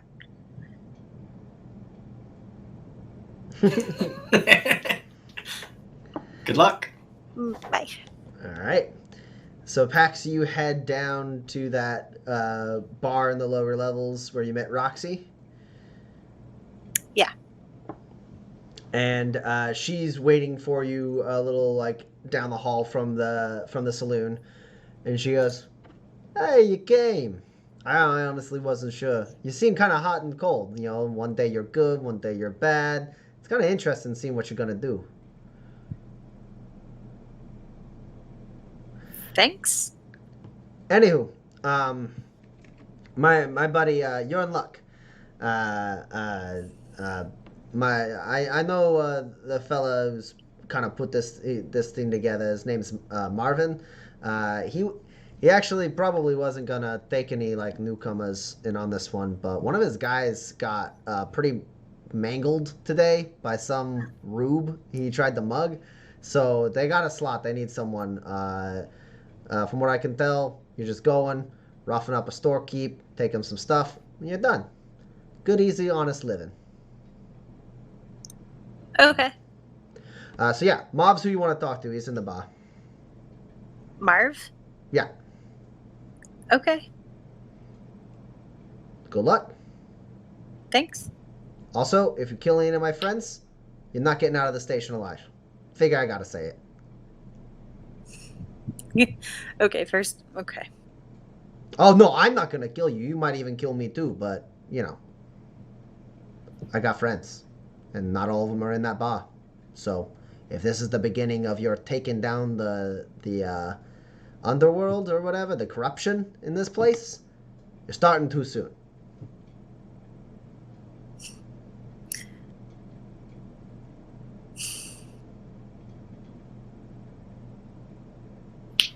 Thanks for the tip. No problem. That one's on the house. And I will go into the bar. Is Marvin there? Yeah, there's 4 people in there. The bar seems closed, but there's 4 people in there. 4 kind of rough-looking people. I forget, what was the fake name you gave her? Jane. Jane? Okay, I was like, it was not Judy. I couldn't remember what it was. So you walk in, and they all kind of look up to you. They're like kind of standing around the corner of the bar, like each with a drink in their hand. One guy shoots it. He's got like a scar that comes like from his ear down to his chin. And he's got like some tattoos that creep up one side of his neck. His head is completely shaved, and you can see another scar on the side of his head that looks like possibly a bullet that like skimmed his skull. And he walks up and he goes, "You Jane?" You Marv? "Yeah. Marv, Earl, Bender, and Lena. Everyone, this is Jane." Yeah, motley crew standing by the bar looks at you. Earl's pretty heavy set, and he's got two cybernetic legs poking out from his basically like armored overalls that he's wearing. Oh no! It's like if you made overalls out of like tack gear, right? And he's got like a big like heavy club slung over his back.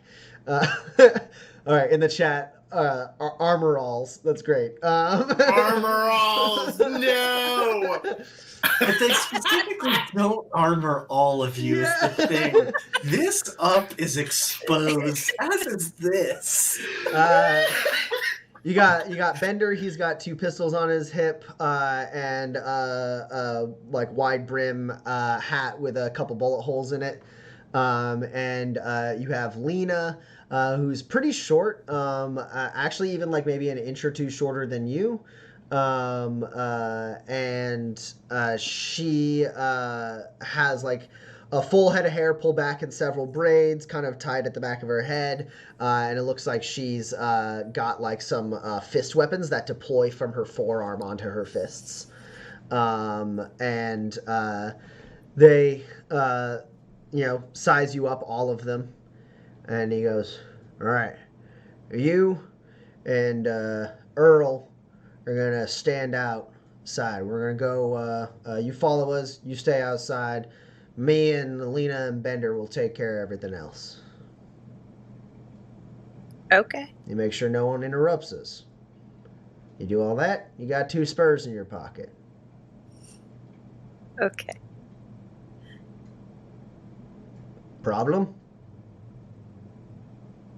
No. All right. Roxy vouched for you. And Roxy's connected, so I assume you got some chip on your shoulder. But you work for us now. Tonight. You follow our say-so. You ain't gonna be a problem, are you, Jane? No, I didn't realize I was doing charity work. They look at each other a little bit. And Marv goes, "You don't want the spurs. You can go. No, I'll take them. We So you figured trust we me? was doing you a favor." Yeah. But that doesn't... Oh, Marv. I am so happy to be here. And, I'm super fortunate that one of your guys got by a tourist. But when I smile because you say 2 spurs, it's because 2 spurs is like a decent wage for people who don't make a lot of money. Yeah. I'm here. I'm going to take your spurs because you wouldn't trust me if I didn't. But but when Roxy said I might even make some spurs out of it, I didn't realize it was 2. But 2 spurs for standing outside while some people get roughed up. Fine by me. Shouldn't have even taken a nap.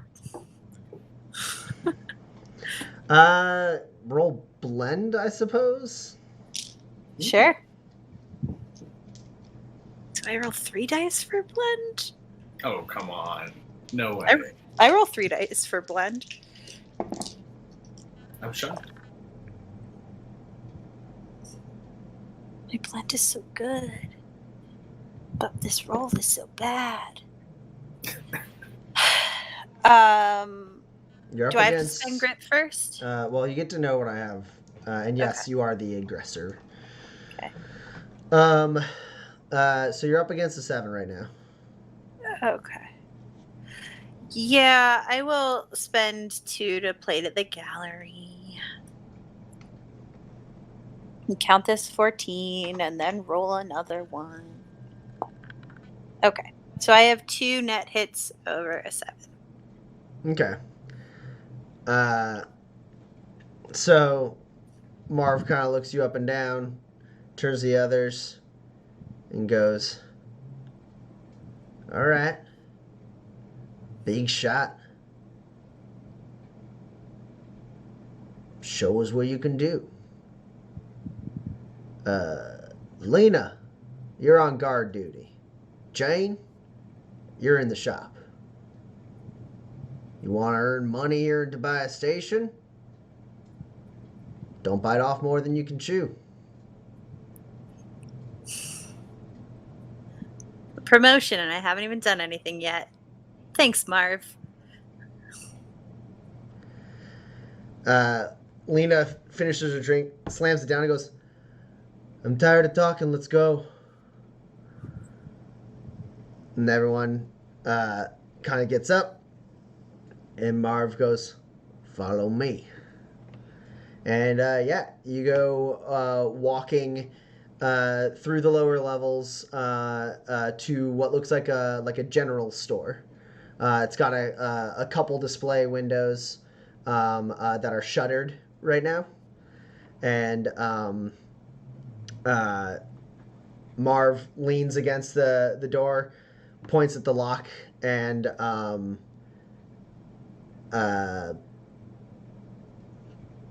Earl like pops his fingers, looks at it, pulls out some lock picks, and like makes pretty short work of this lock. It's basically nothing.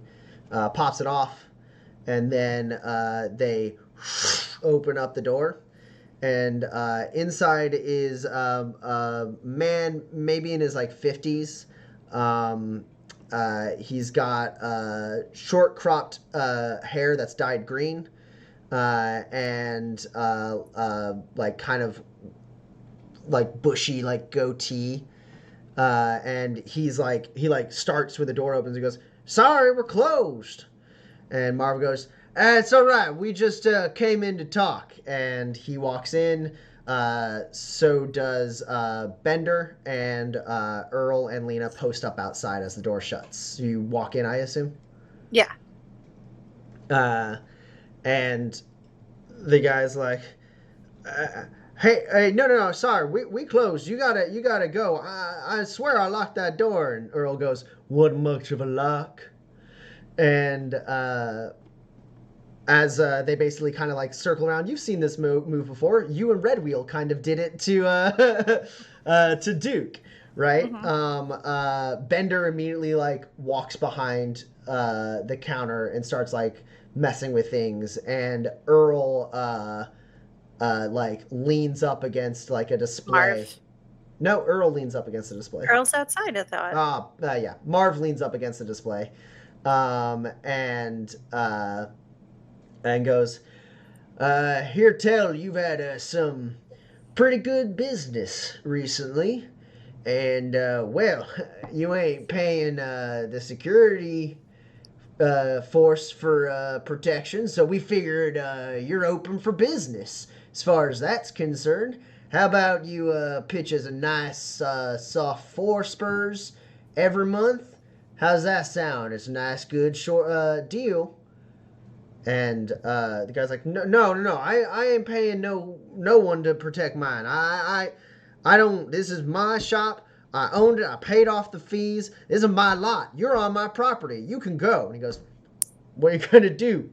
Call security on us? See, you put yourself in right in our lane, buddy." And Bender gets real close to the guy, and you can tell this guy is getting pretty twitchy and might go for a weapon in a moment. The shopkeep? Yeah. Okay. Yeah, I will. Oh, there's so many weapons I own. I will.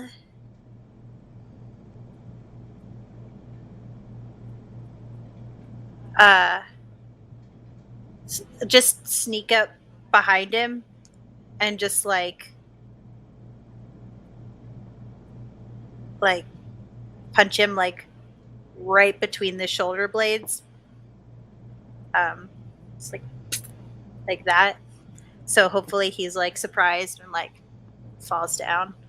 Yeah. I mean, this dude's stats aren't super great, so you're able to pop him right in the back, knock the wind out of him, and he like. Cool. Then I'd like to take his guns as he's falling, like.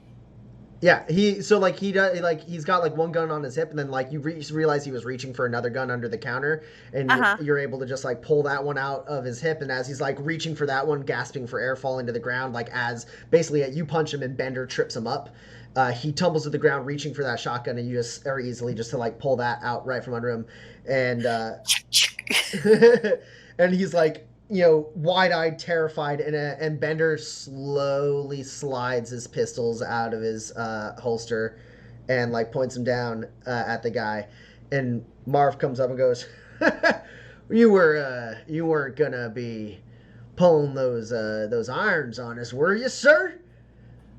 Shake your head if you weren't gonna pull those on us. And the guy's like gasping for air, and he shakes his head, and Bender presses a boot on his like throat to make it harder for him to like get a clean gasp of air. And he goes, all right, then I assume that's part of your down payment for our new protection arrangement. So how about we go ahead and take those off your hands? And you seem a mite bit twitchy, so let me go ahead and just kind of take, let's say quite a few months worth of payment from you. And he like jams a knife in the cash register and pops it open. He goes, business has been good. And he starts taking the money out of the register and like turns to you and he goes, give me that can over there, fill it up. And it's like a tin can basically. Oh sure. And he like starts like loading up that lockbox, shuts it, and he goes, this is a cute lunchbox. Might go ahead and just give this to my kid if you don't mind there, sir. Now, I just want to know, are you still interested in avoiding the security fees? You ain't gonna go and tell the security that the five of us are taking care of you now, are you? And he's like gasping for air as the boot like slides a little bit tighter on his throat. And he goes, go ahead and just shake your head if you're not gonna tell anyone about this. And the guy like shakes his head and he goes, all right, well then I think our business is concluded here, folks. And in case you're wondering, we'll be back next month. And he like pats the guy on the cheek, and Bender lifts his foot off of his throat, and the guy gasps for air and rolls over, coughing. And Bender looks a little disappointed as he holsters his weapons. And they start walking out. Cool. I have 5 spurs on me, so I'm gonna like leave them. I want to like put them on the shelf, on like in a way that like no one can see them, so that my compatriots won't see them. Sure. Sounds like a skullduggery test to me. Yeah. Let's do some skullduggery. Yeah. Kia. Nice. Failed. Nice. You are up against a 9. Cool. I have 3 hits. Yeah. 12 high. Yeah, we'll even say to this end, if you'd like, you could have also, while he was loading up the tin that you were holding, you could have skimmed some spurs from the register out of the tin. Oh, sure, yeah. Like, so if you want to put your 5 spurs and then like another 10 spurs, like in a spot like in a on a lower countertop. Yeah. You could do that unnoticed. Okay, great. Yeah, so you leave 15 spurs behind, and do you want the shopkeep to know that you did it, or do you not want the shopkeep to know that you did it?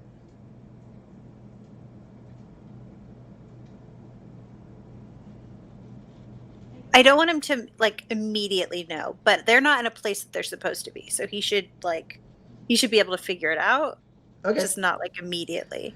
cool. Or like pin it on me. Yeah, well, I mean, you got three.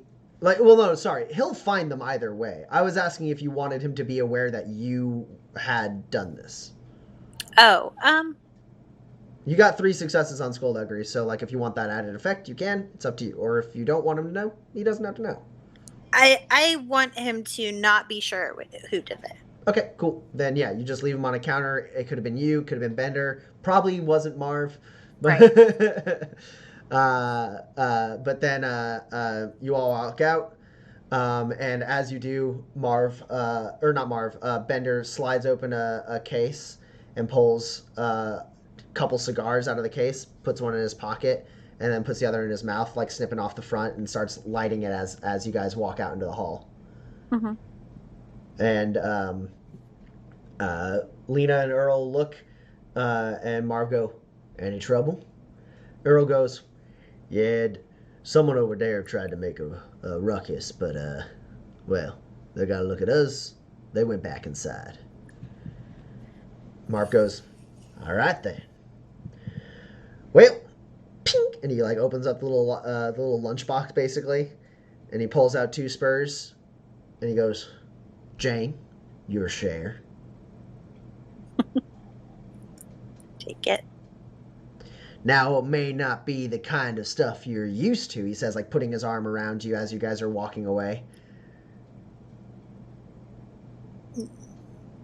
Yeah, okay. Okay, I was like, you can try and stop. You can stop him if you want.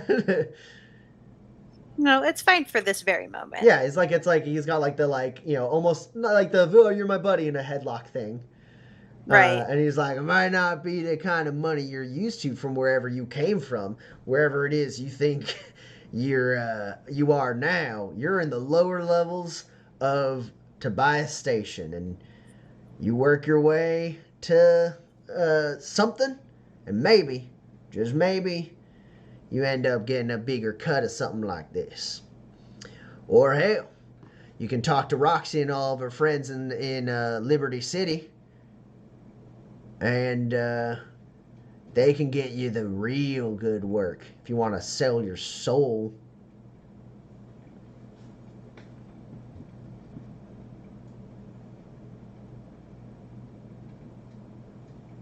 Oh, I'm sorry. Are you done? Are you done? I thought you would keep going. The bluster, I never know when it ends. Hey, if you don't want to be friendly, we don't have to be friendly. It's not about friends. It's about attitude. You talk a big talk, but you didn't do any of the moves in there, did you? Please. I ain't gonna fall for that. I put my time in, I do my work, I put these jobs together. Everyone plays their parts. You're there to trip a fella up, punch an old man in the back. That's you. That's what you do. And you're the mastermind? I ain't got nothing to prove to you, Jane. If you want work, maybe we can throw some more work your way.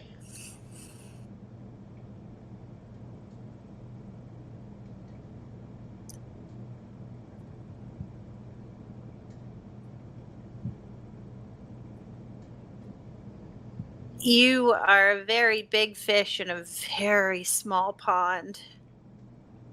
Hella comfy, I'll tell you what.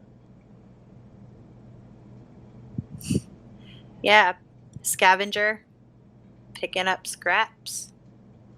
Seems like a good life. Don't have to answer to anyone but myself.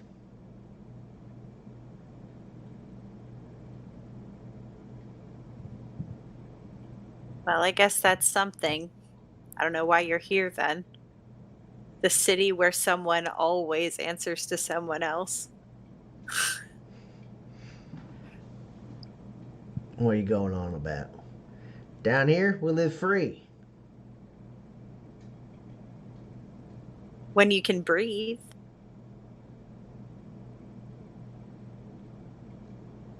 How do you mean? Have you been outside or up top? Do you remember what air tastes like? Because it doesn't taste like this often. Ah, sure. Down here's a bit of an acquired taste, but you get used to it. We invite a station master to come and refurbish this place. They're just gonna make another lower level below this one.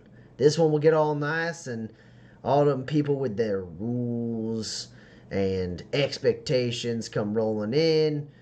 Fix the air filter, fix the light. Let's put a hotel down here, and then all of a sudden, we just get shuttled off somewhere else.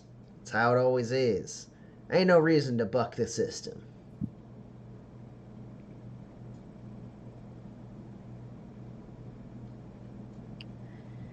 Okay.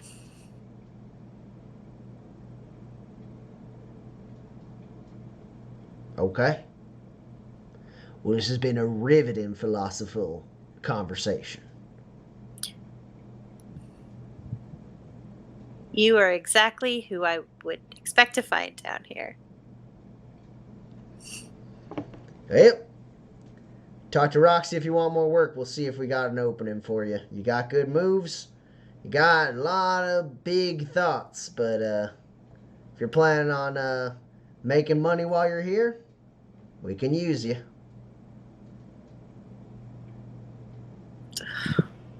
Okay. You know those big thoughts? I'll give you a hint. It's called having thoughts at all. I'll leave. Earl like blusters at that, and like Lena like Marv or Earl? Earl blusters Okay. at that, and Lena like looks a little shocked, and Bender like kind of glances over slowly to Marv, and Marv just goes, "I like her. Let's go."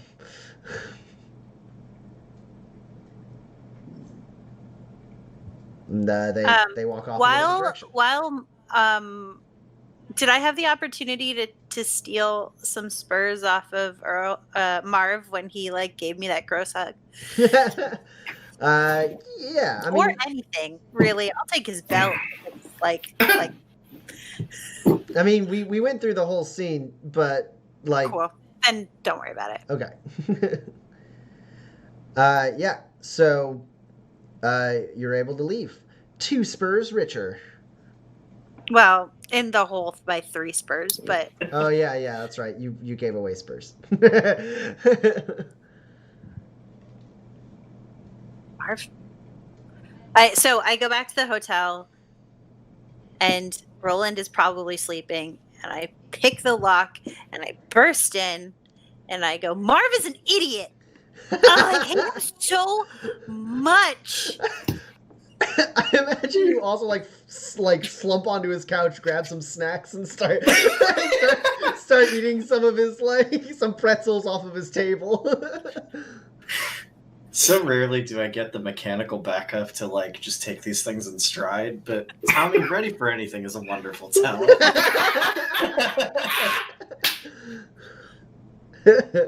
Yeah, so I like yawn and stretch and pull out my noise canceling earbuds. Sorry, what's going on now? He's just so dumb, and he doesn't have he's so sloppy, and he's like, I'm going to take all of the money so that when it comes around to the next time, there's no money to collect because they're out of business. And it's like such a terribly run operation. And he's like, but I'm free down in the lower levels. And I'm like, you are just the dumbest thing. You're the dumbest thing who ever dumbed, and I hate you so much. And then he like gave me this weird hug, and I was so dumbfounded the fact that he was like even deigning to like be near me that I didn't even take anything from him. That's how gross he is. And I just like, he's so dumb, and like I'm he's the first one. He's the first one. I'm gonna take him out.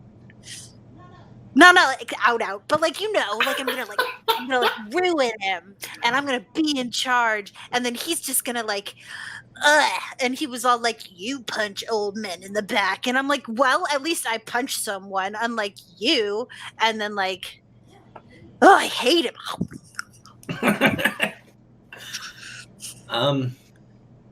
Okay. It sounds like Marv is the worst.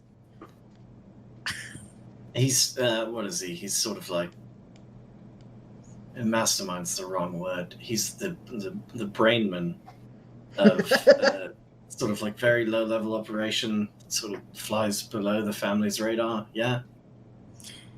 Yeah, and he's like, "Well, we're all free, and they'll just dig out another level. Why upset the system?" And it's like, because the system is broken, and you just have to fix it. Yeah, I think there's no point in arguing with the Marvs of the world, because they don't have enough going on up here. So how do I how do I have to figure out how to take him and just crush him. Just crush him.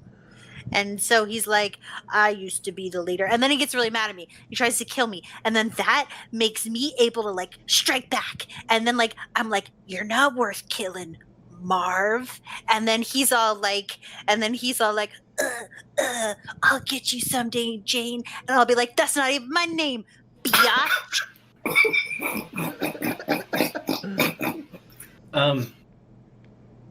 So I think the important thing is to just, figure out what he's insecure about and then prod that until he does something dumb. And then when he does something dumb, you don't react, because he's so far beneath you that to react would gain him an importance that he would never hope to achieve in his lifetime.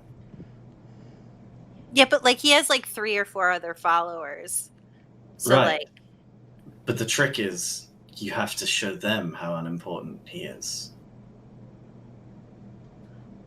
Oh, so I have to make him look like really dumb without him like me, but he has to make a mistake then. And that means I have to spend a lot of time with him. Is there like a shorter way where he can like, I can just like crack his teeth or something? I don't know. But then I don't get like the like. Pax. Yeah. I've literally watched you disappear into the shadows. If you can't sabotage this man's next job, then I'm not actually. Then I wasn't a tenured professor at Alonstead University.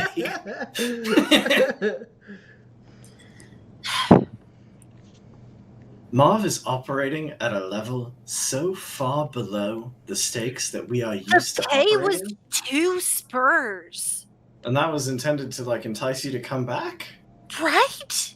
Huh. I mean, it's a lot of money for like a person who like, I don't know.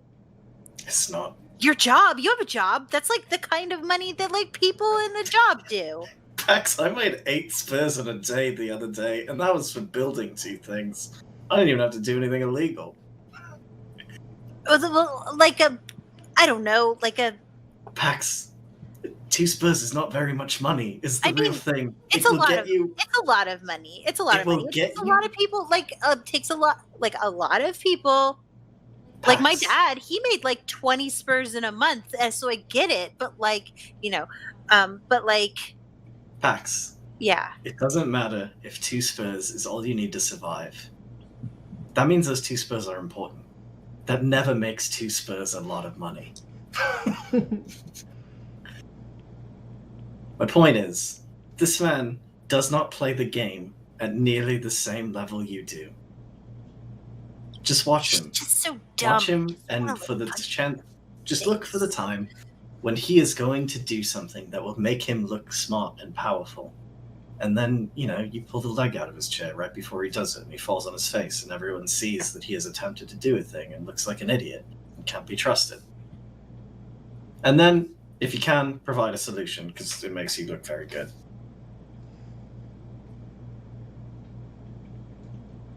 Okay. Also, if you pulled out the chair, wouldn't he fall on his butt? Oh, I don't know. But if you're good enough, fall on his face. Think about that one. Roland That reaches doesn't over make really any slowly, sense. grabs one pretzel, and munches it poignantly. All right. Well, I'm gonna go come up with a plan. I'm too wound up to sleep, and I take the bowl of pretzels and I leave. Facts. The most important thing. You can't get angry about it.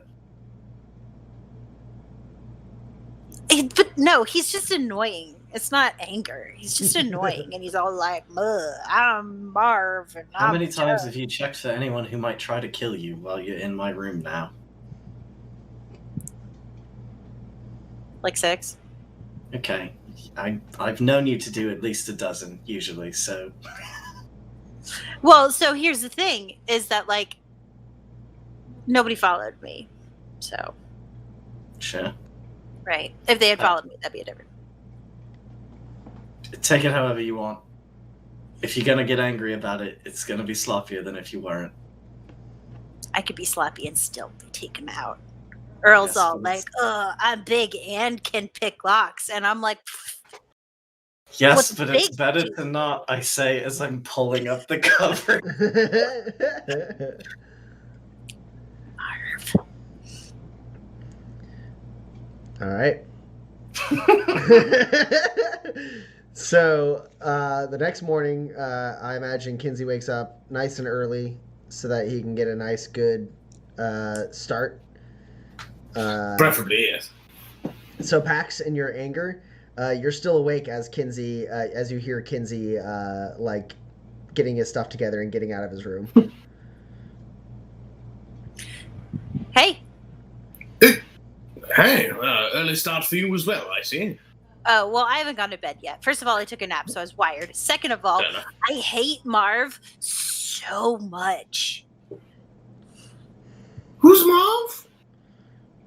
Oh, he's this dumb guy I worked with yesterday. He only paid me 2 spurs. And he was like, "You can stand outside." And I was like, "What?" And then he was all like, "I'm going to give you a weird hug." And I was like, and then he was like, and then, well, none of that happened. That happened in my head. And then, like, I was like, maybe I'll steal his like stuff. But then by the time I even thought that, he was over there, and I was like, "You don't even think thoughts." And then it's like, and then like, but he's a dummy, and I hate him, and I'm gonna definitely work for him again. Oh, so sorry. I thought this was leading to we're going to kill Marv or something. But you're going to go work for him again? No, I'm gonna ruin him. Oh, all right, yes. Well, good on you then. But I'm not allowed to be angry, so I'm getting it all out now. That's fair And enough. the only reason they were even taking someone on was because one of their crew was so bad at doing their job that they got taken out by a tourist yesterday. And it's like, what even is the point of that? So, Yeah. like, his crew is, like, maybe not even very good. Who's this 5th guy anyway? I'm so mad. We should go get breakfast about it. I'm only getting hungrier as I stand here angry. Well, I'm not hungry. I ate, like, 3 bowls of pretzels. So, like, but I'll go with you. Sounds Like, you salty. just but- coffee. So you're not planning on sleeping at all tonight, then? I say as we head down to the bar. I don't really have anything to do. I mean, like, other than, like, check in with Roxy and be like, "Oh, yeah, Marv is great." Ugh. Good luck with that. I mean, it's good that you're getting all of your anger out now. I suppose as we pass by Roland's door, I give it a knock. I appreciate the thought. I don't know how you would pass by my door on the way down to the bar, which is below you, and my room is canonically above both of yours. Yeah. Oh, that's right. That's You right. can still swing by his room. and- Should actually, I'll just say it out loud. Should we swing by Roland's and invite him to join us? Oh, sure. Yeah. I mean, he said he was going with you, so like, Right. How he late probably did has you headphones in. So. keep him up with your anger? Oh, I rolled in at like 3, and then like was out of there by like 3:15, Yeah, so he's maybe fine. 3:30, or maybe 4. I don't really know. Yeah. A little while. He was pretty tired. Yeah, so we'll go up together and knock on his door. Jack, come in. Good morning, old chum. Ready for some breakfast? Yeah, sure. Let me just. I'm like in the middle of soldering a thing onto a. I told you it's sort of a working road trip for me, so. Sure, yeah. I suppose I'll have to drop by the shop then as well, so you can pick up something. Yeah, I'll. So what? It's down to. I suppose I should go up first, and then I'll meet you down at Granger's lab. Sounds good to me. Yes.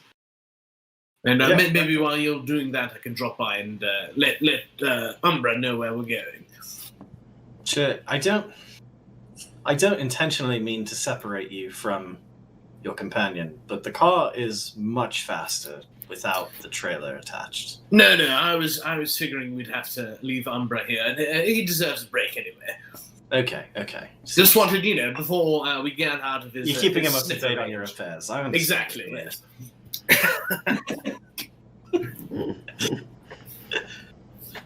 Yes. So we head downstairs, grab some breakfast, and I believe start our days then, right? Yeah. Yeah, so good. Talk to Kilburn first, then meet Kinsey down at Granger's lab. Okay. Yeah. You come in and he goes, "This is early." Yeah. I'm gonna be helping a friend out with a job for a couple of days. I'm still working on the hybrid power, but I should finish it actually before I'm back. I was hoping to grab some supplies to get started on something while I'm out there. All right. Go ahead and get what you need. Okay. I mean, I don't want to. Listen, I understand the position you're in. If you're uncomfortable with me taking everything I need to make a grav stability harness out on the road, like, I get it. I can work on some cryo capsules, but I am, as it turns out, going to be in town long enough to finish that, so I thought I'd just get started on it. No, it's fine. You work for me. Great. All right. I should be back in just over 2 days. All right. Should have the finished hybrid power module, and the grav stability harness is going to be a little longer, but Sure thing. Seems good. You know where to find everything you need. I gotta go get this thing ready to fly. Double check what they did last night. great. Safe All right, travels. see you Thank you. I'll see you in a couple days. He goes and starts shredding, taking shredded pieces of metal off of a wing of a plane to replace it and hammer out dents and stuff. This feels like a test. If not from Kilburn, from whatever god there might be.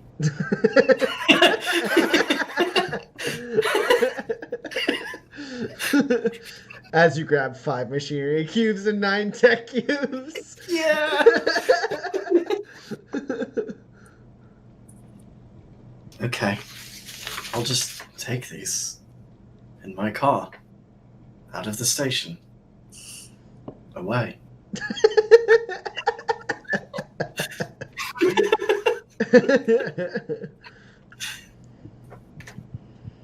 All right.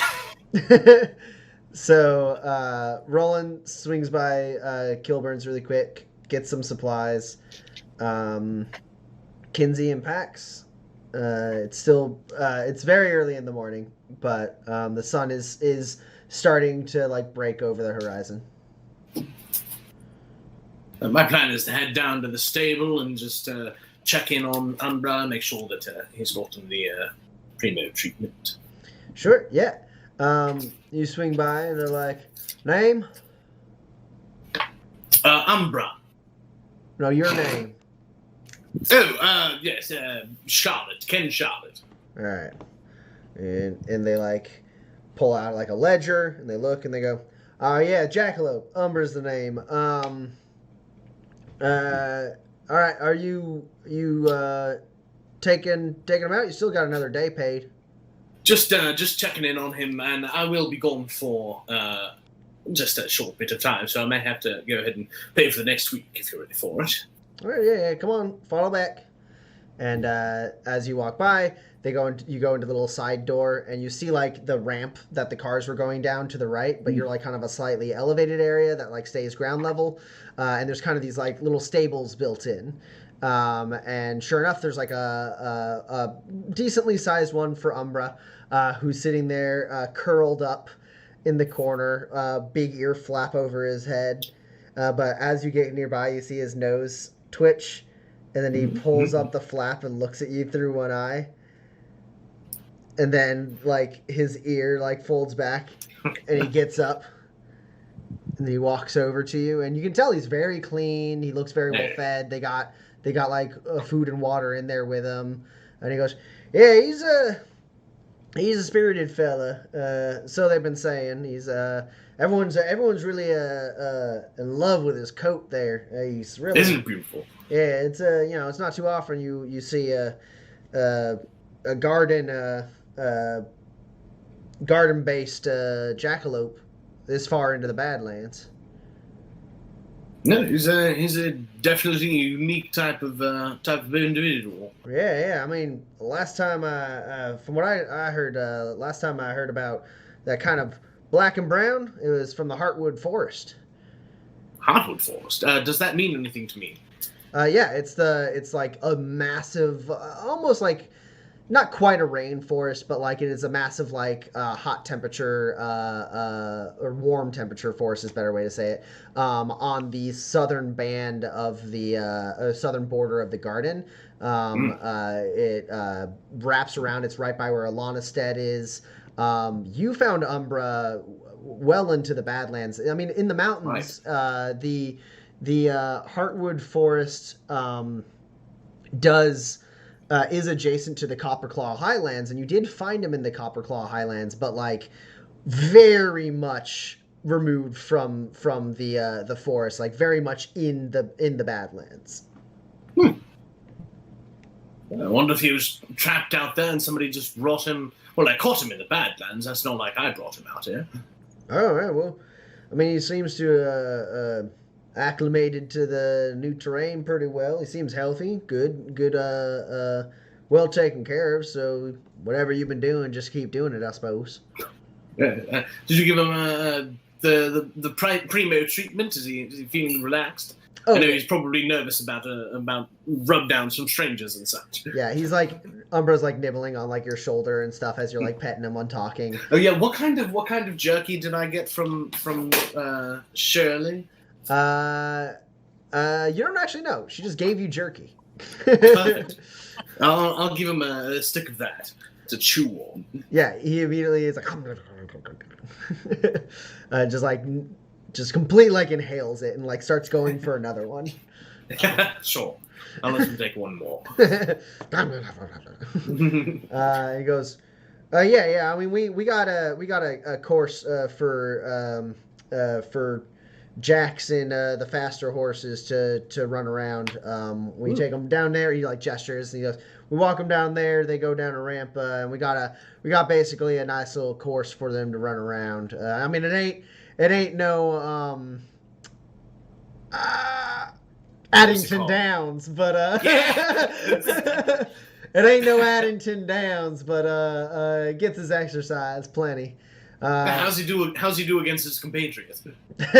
Pretty well. I mean, if you're talking, kosherized rules, nah. I mean, he's rough, but but we let him run with the tougher jackalopes and the sturdier horses, and I mean, some of us was thinking maybe we'd see how he given his temperament, we were seeing how he would do with some ache.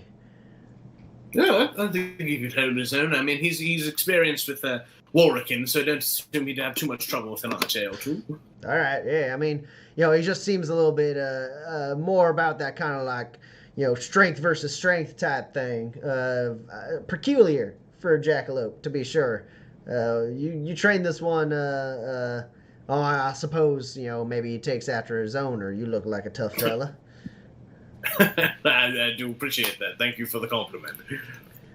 Anywho, yeah. Everything to your satisfaction. He seem. Yeah, quite a shine you've got going on him. He looks like he's happy, pretty happy here. Yes, as I said, I'll be gone probably for the next hopefully 2 days. So I might as well pay for the next week now. Okay, that's going to be 2 spurs. Yeah. Do I have to spend grit to flash back to get 2 spurs from the coffers, or can I just have taken them? I don't have any money. God damn it. What? At the beginning of each day, you should get money from your... You're not wrong. You're not wrong. Specifically because you said you were going to come and do this exact thing unless one of your compatriots would stop you. Okay, we're down to 1 spur.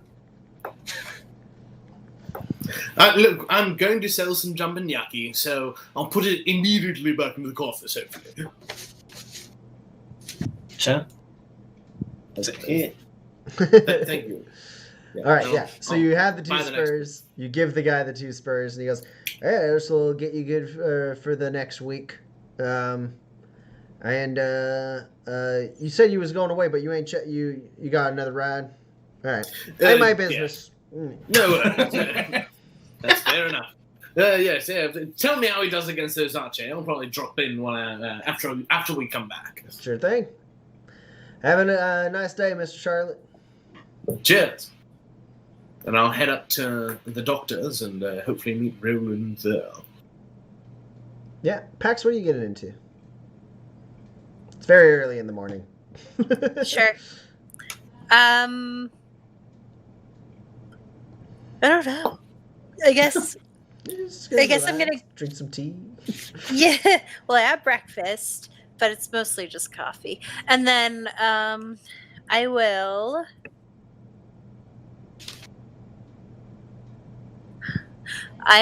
put on my nice clothes from the riverboat. Oh. And I will go up to the top. To the upper crust? Yeah. Okay. What are you getting into in the upper crust? I want to see what it's like. I haven't been there yet. I've been down in the dregs, but not up top. It's very nice. All the buildings extremely well made. A lot of them have kind of a white and a white motif with like kind of brownish orange accents. And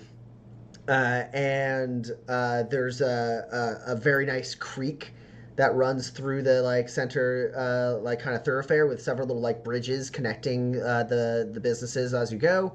You see the spa that you brought Kinsey to. Very nice, large, elegant looking building. In your like riverboat clothes, you blend in pretty decently as far as the people around here. No one's like walking around in like tuxedos and other stuff, but everyone is like pretty well dressed. Everyone's clothes are clean, and that's the really important thing. And you can imagine how much Kinsey stood out when he was walking around here. Are you looking for anything in particular? There's a couple shops here. There's actually a haberdashery here. A couple actual like restaurants with indoor and outdoor seating. There's like a little garden that is nearby the edge of the mesa that like gives you a nice view out. What do you want to do? Yeah, I'm just I have future plans. I need to make future plans, so I need to like scope it out. I'm just up here. I don't imagine I have enough money to actually accomplish anything. Okay, so you just take a stroll through the upper crust. Yeah, and just look around, see where the big houses are that people might live in, if there are any up here. Yeah, there are a couple. Probably like the sort of like palisade, like nicer. Yeah, there's kind of built like into a little side cliff, like- roads. There's little side roads that lead, and there's a couple that you can see. It's probably Sure. like at a glance, less than half a dozen. Sure. But yeah, I mean, if there's nothing else, then you just like take a stroll. And how long are you spending up there? Are you heading back in or? Yeah, I mean, I'll head back in and down to the market once it's opening. Sure. Do you change your clothes or you go down in nice clothing? No. Okay, cool. Roland, you get your things. You probably where are you heading after you talk to Gilbert? I was going to meet Kinsey at the docks lab. Right. Okay. Cool. So yeah, you start making your way down there. You do have to pass through the central bazaar. Probably you pass through there before Pax is hanging out in her fancy clothes. Kinsey is able to meet up with you on your way down to Anton Granger's lab. Roland, this is your first time in the lower levels? I mean, I looked at real estate. Oh, the other day. That's right. Yeah. You wandered around down there. Yeah. So you're familiar with how crappy it is. And yeah, Kinsey leads you to Anton's lab, and you knock on the door, and there's like a moment, and then the door slides open, and Anton Granger looks at you and he goes, "Delightful. Please come in. Mind the snake vines." And as Yes, mind the snake vines.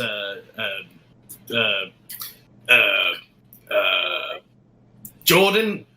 And as he walks by the snake vines, as Anton walks by the snake vines, one like comes out at him, and he pulls back, goes and like sprays it with a like produces like a little spray bottle and sprays it, and it's like and like goes away. He's like, "Come on then, tea, morning tea." Nature leave you alone, huh? And as you walk in, Roland, you for the first time see Anton Granger's lab. It's basically like walking through several different jungles at the same time. Great, I hate it. And he goes, "Tea? Anyone tea? I have freshly squeezed tea." I'm sorry, squeezed? Yes, from the Drosera plant. It's fantastic. You'll love it. Isn't that juice then? oh, my dear lad. Oh, would that it was, And he hands you a glass of tea, and he goes, "Cheers." And he takes a sip. It's an extremely sweet tea. Yes. I'm sorry, did you add sugar to this at all? Oh God, no! It's cut with water. If you drink it straight, it's almost impalatable. But it gets the blood flowing. You squeezed this out of a plant. I mean, it's a simple term for a complex operation, but yes. Okay. We could use one of those for the saloon, couldn't we, Jordan? Juice then.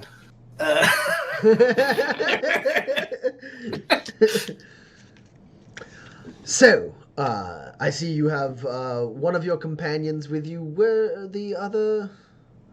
She'll be joining us on the road. Excellent. All right. Well, I assume Mr. Charlotte has brought you up to speed on the operation. He's explained everything. There are the devices there. I will give you 10 spurs now and 20 spurs upon your safe return, and confirmation that the devices are in place. But before we get to any of that business, you did say that you had some jumping yucky seeds? I certainly do. And I take the sack that I've been carrying on my shoulder and I show him all 45 of the jumping yucky. Well, that is an excellent. How many did you say? 25? 45. 45? He goes, these are in excellent condition. Excellent. Truly remarkable. I suppose, are you looking to sell all of them? I don't know if I need a whole 45. When you said you had some jumping yucky seeds, I assumed a dozen at most. Is a dozen all you're on the market for? Well, I didn't say that. Let's see. For 10 spurs, I would take 20 jumping yucky seeds. Well, that doesn't really seem comparable to the level of care and work put into acquiring them. But I mean, a man died trying to get these. You're in no shortage of them, so it couldn't have been that hard. A man died trying to get these was the thing I just said before you sort of interrupted. Wait, did you say he died or almost died? No, a man did die. Died. A good man. To death. A strong man. Blasted into the air. Fell on 3 more. Blasted back up into the air. Kicked around like a rag doll. To death. Go ahead and roll manipulate. Yeah. Strictly speaking, that's not what got him, but it's sort of what got him. I mean, that's why you're rolling manipulate. This is not my first impression. Am I dressed to impress? I don't know how to impress this man. I'm just impressive generally, I think. I mean, you are a drifter. He is hiring drifters, so you look the part. You are up against a 12. Look at these 2 13s, Tommy. Look at them. Right next to each other, even. Yeah, I have 2 hits. Okay. He goes, well, I don't mean to speak ill of the dead, but, I mean, anyone who's being careful can clearly tell which jumping yuckies are ripe and which are not. And clearly, Mr. Charlotte here was schooled. The man who you sent before must have simply made a mistake. It's not the plant's fault, you see. No, I'm not condemning the plant. I'm merely trying to impress upon you the amount of effort and work it took to get them. Fair enough, fair enough. Which feels more than half a spur a seed is what I'm getting at. How about 18 spurs for 30? More money. 20 for 28. How many net successes did you get? 2. 20 for 28 spurs? Yeah. No. 20 spurs for 28 seeds.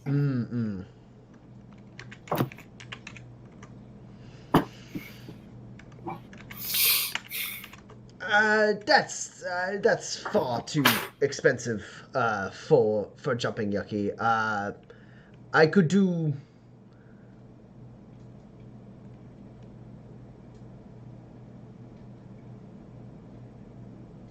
25 seeds for 17 spurs. That seems good. We can work with that. I look forward to the papers you'll publish with these. Well, I mean, jumping yucky, they simply have been frankly underutilized. I mean, you know, farmers, the truly successful homesteaders in the garden where the jumping yucky is more likely to prevail. They surround their livestock and train their livestock to avoid the jumping yucky, and then when a wild animal comes, it is not trained, and therefore it just wanders onto the jumping yucky, and you get quite a good warning system. And as you surely know, when a jumping yucky sprouts and defeats an animal, it spreads more seeds, and then the animal's carcass simply feeds those seeds, and more jumping yucky sprout from there. And truly skilled survivalists can cultivate that defensive perimeter around their homestead for effectively no cost. I've heard rumors that in the garden, the family is using them for home defense of the strongholds. No. No. Oh, I find it hard to believe that those that would turn to a life of crime would ever reach the level of aptitude necessary to cultivate jumping yucky in such a way. No. No, you're right. No one who is a criminal would ever make their way into academia. Certainly not. We are far too bright to let them in. We sure are.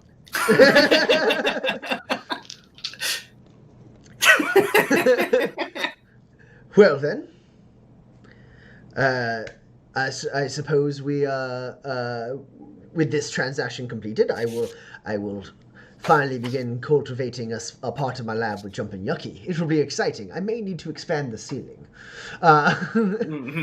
You're gonna want at least 12 feet of clearance. We'll see. I don't know who lives above. Perhaps I can strike a deal. But Oh no.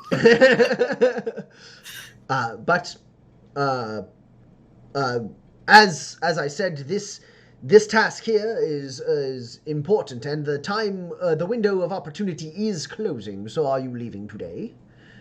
We are leaving directly from here, off to grab Jordan's vehicle and take care of business, as it were. Excellent. Fantastic. Well, I look forward to your return. I have the 20 spurs right here, and he taps on like a case nearby his table. I have the 20 spurs right here waiting for you when you return.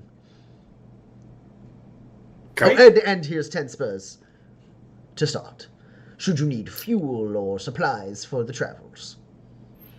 But of all. Alright, well, we'll get out of your hair and your jungle. Lovely, isn't it? It's quite something. lovely. And yeah, you guys are able to leave. Mind the snake Watch out for vines, the snake by the way. Oh, I make sure that Kinsey goes first before me. I have to bat one of them out of the way. Yeah. Then you shut the door behind. You now have the 3 Granger devices, and you're 17 spurs richer. 27 spurs richer. 27 spurs richer because of the 10 for this job. That's right. And I, of course, have Roland handle the money. Yeah, I take the spurs, I put them into my jacket in the secret pocket, and they disappear. Ah. All right. That's how I'm able to carry so much money on. It's fine.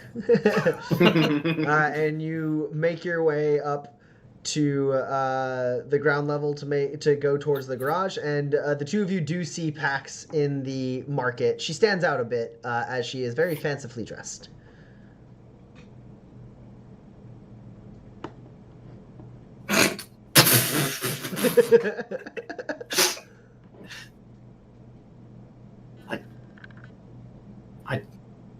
There's too many jokes. There's too many. I, for one, quite like it. Quite enough that you've got there. Hey, no one would dare argue that you don't look good. It's just you also look like you're out for a stroll to see which marketplace you'd like to buy. I thought I would look like a tourist. You do look like Well a tourist. Yeah, I thought I would look like a mark. I hadn't had any success looking for people, so maybe they'll come find me. Okay. Well, I hope your wealth does wonders for you, and may you continue to be prosperous, my extremely rich friend. Did you? You guys are going now? Should I come with you? Do you need me to come with you? I don't know that we need you to. I would feel better if you did, but I understand if you've got work here that needs done. I don't think there's anything here that I can't start back up. Probably. I should sell this dress.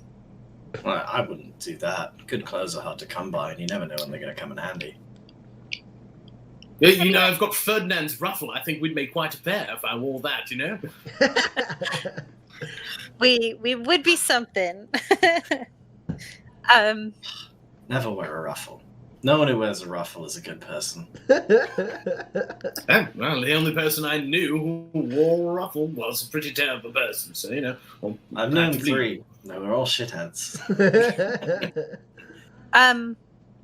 Yeah, I guess I will go get my things. Okay. Yeah, you want to All right. It's going to be a team effort. I like that. I can't believe we're leaving. We're coming back. I bought a bar.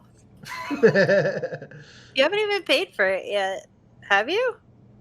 Have I? Probably not. I don't know. That Should we would pay make for it sense before to we me. go? I guess I thought you did because you were down all your spurs, right? I mean, I guess I marked off the spurs, but I don't know if it actually makes sense that I would have handed him 30 spurs, like, without any guarantee that it was my bar. That's my job, to take the 30 spurs. He handed you a piece of paper, right? I thought he handed No, you a they piece- shook hands. Oh, they shook hands. Same thing. Yeah. Out here. Okay. Yeah, no. Yeah, I mean, I already paid for it. Blah, blah. You shook okay. hands, and there were at least 3 witnesses to the fact that you wanted to buy a bar, you gave him money, and you shook hands. I think I could beat him in a court fight, so. I haven't been a lawyer in a while, but I'm undefeated. I didn't ask you, did it come with a jukebox? I've got these cartridges burning a hole in my pocket. I couldn't see a jukebox. And you sure the cartridge hasn't already burnt a hole and fallen out? Yeah, of course, it's right here. Oh, Of no, course, I sure. regret saying I was going to come with. There's still time, I say, as we head towards the car. Yeah, I guess I go get all of my stuff because I don't trust people, including my pillow, to not take my stuff. Sure. I mean, I think we probably check out of the hotel, right? Because, like, by the time we come back, we'll own a bar that we can sleep in. That's fair. Okay. Okay. And all the tiny soaps. Oh yeah, steal everything. Pax, you return to your room. You get all your stuff. You steal a bunch of soap, a couple blankets. Yeah, a blanket for it. And you leave, having changed out of Yeah. your fancy clothes into your normal outfit. Mm-hmm.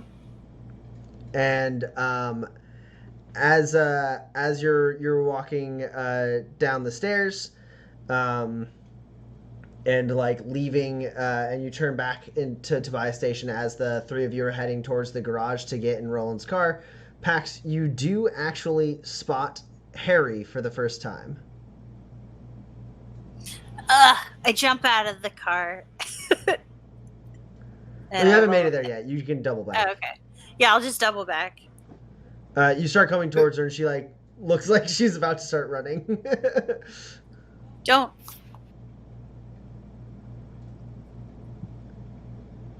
Hey, you leaving? Do you want a coffee? No, I got stuff I gotta do. You seemed maybe like you were interested in showing me some tricks, like that thing you did. So I was thinking maybe I'd, take you up on that if it was an offer. I don't know. I'm not trying to become like your mentee or something. I'm just, No. It's cool. I got a job, but I'll be back in a couple of days. Why don't you meet me? Why don't you meet me at the place I just bought in the lower levels in a couple of days? 3 days? Yeah, sure. I'll meet you at the place you bought in the lower level. It's 20 whatever. 23B. It's 23B. Finnegan's? Wait, you bought Finnegan's? Yeah? Is that bad? No, I mean, it was just no one thought that place was going to open up again after what happened, you know? Someone gets completely gunned down, like, obviously, you know, place ain't... It's going to take so much work to put that place back together. No, I'm not doing that work. I got people for that. So what? You just a legitimate business owner with street tricks? No. I'm a criminal who has a pretty good front. All right, 3 days. 3 days. Sure. I'll be Come have dinner with me. I'll be by 23B in 3 days. Okay. She doesn't seem like she thinks like she's been told people are coming back so many times in her life. Sorry. Finish up. I had a thing I wanted to do at the end of your conversation. Okay, for sure. And I go, in fact, why don't you practice with this while I'm gone? And I'll give her my auto picker. Holy hell. Wow. This is... Oh. I mean, you know. This is... Why are you giving me this? What? You barely know me. Well, either you're worth it or you're not. Are you worth it? Hey, if I get an auto pick, I'll be worth whatever. If you can't open a lock with it in 3 days, I'm not teaching you anything. Please. Yeah, sure. All right. Okay. Did you ever tell her your name? You said your name was Pax, right? You told her your real name? No. You never told her your name? No. She asked and I said, maybe you'll earn it. Okay. She goes, sure, yeah, I'll practice. What do I call you? You can call me Pax. All right, Pax. See you in 3 days. Thanks for the auto picker. And then she turns and like you see her like catch eyes with like some younger kids, and like they're watching and she like shows the auto picker with like a smug little like smirk on her face and they're like what? And then she goes. She like gives you away and runs back. She goes, "Oh my god, look at this!" And they like disappear into like a lower stairwell. And I'll run to catch up with, not like run, but like coolly saunter as quickly as possible. You know, gotta keep up my image. Sure, Roland and Kinsey drive out of the garage in Roland's car, and you're like you time it perfectly, so you walk up. You get to the garage just as they're finished getting the car. What was it? It was 10 spurs for fuel, right? Yeah. Cool. I buy a fuel cube. Okay. Hey, so Roland, can you make me like a really, really hard to open lock? I'm sort of on the clock, is the thing. But I can see what I can do. What are you making? This is a solar panel. You slap on an engine. Okay, but like that looks done. What? Never. So there's some There's some circuitry that's not quite finished on this one that I got to finish up. It's almost done. Next, I'm building a graph stability harness out of this pile of junk. Like the one I have? No, you've got a mag belt. Like the one I have. Oh. Why don't you just give him that one and then make yourself a new one? Because this one's mine. But you'll save yourself so much time. Because this one's mine. It's used, though. You could get a new... I don't care. Whatever. Can you make the lock or not?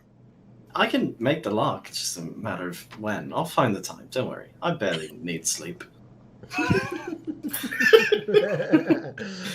That's badly not true. We've seen you almost die from lack of sleep twice. Yes, but then I remembered I could do drugs. All right, listen. I refuse to keep this puppy in first gear for long. We're getting the fuck out of Tobias Station. Vroom! Yeah, and you guys peel out and start heading north in the Kingslayer. Tobias Station quickly fading to the distance behind you. And that's where we're going to end tonight's session. Whoop, whoop. All right. Thank you for using its name, Tommy. What's the name? You named the thing. All right, cool. I know that we have at least a couple questions from the Kickstarter exclusive Discord. Well, I guess it's not Kickstarter. The exclusive Discord. If any of Manifest exclusive Discord. if any of you in the chat have any questions about the game, the session, the players, the characters, whatever, throw them into the chat, and we will answer them during that time. I will read the 2 questions we have in the Twitch stream. Yeah, well, it's really more like 1.2 questions. 1.25 questions, maybe, if I'm being generous. Okay, first question. Following on, this is from Argatlam. Following on from my hard caliber question last week, what is the most interesting illegal weapon combo you would use as a treasure for drifters? For example, a medium firearm with the flame strike mod, to make a dragon breath shotgun. It's actually, so you mentioned in your parentheticals here, you don't know if flame strike is legal for medium firearms. There is like flame incendiary ammo, which has basically the same effect as flame strike. So you can definitely, without even having to break any rules, make a dragon's breath shotgun. Yeah, so against the rule combos of like mods or whatever that you would put together to make like a special item. Anyone, I know Dan and Addy are probably a little more familiar with these rules than Seth, but Seth, you've played enough characters that you might be able to think of like 2 things that you couldn't put together at character creation. I don't know. Well balanced and ergonomic. It's like the most boring but like extremely powerful combo of things you're not allowed to have both of. Yeah, ergonomics is the most boring. Every single time, that would be the thing that I would do every single time. Ergonomics is just a boring mod that gives you +1 to your skill, and well balanced gives you situational skills like for quick draw. And you can't have them both because they're both frame mods for firearms, so you can't have both a well balanced and an ergonomic pistol. So being able to get both is nice. It's effectively a +2 to like quick draw. I think it's like a +3 because well balanced is a +2 because it's situational, right? I thought no, well balanced gives you I think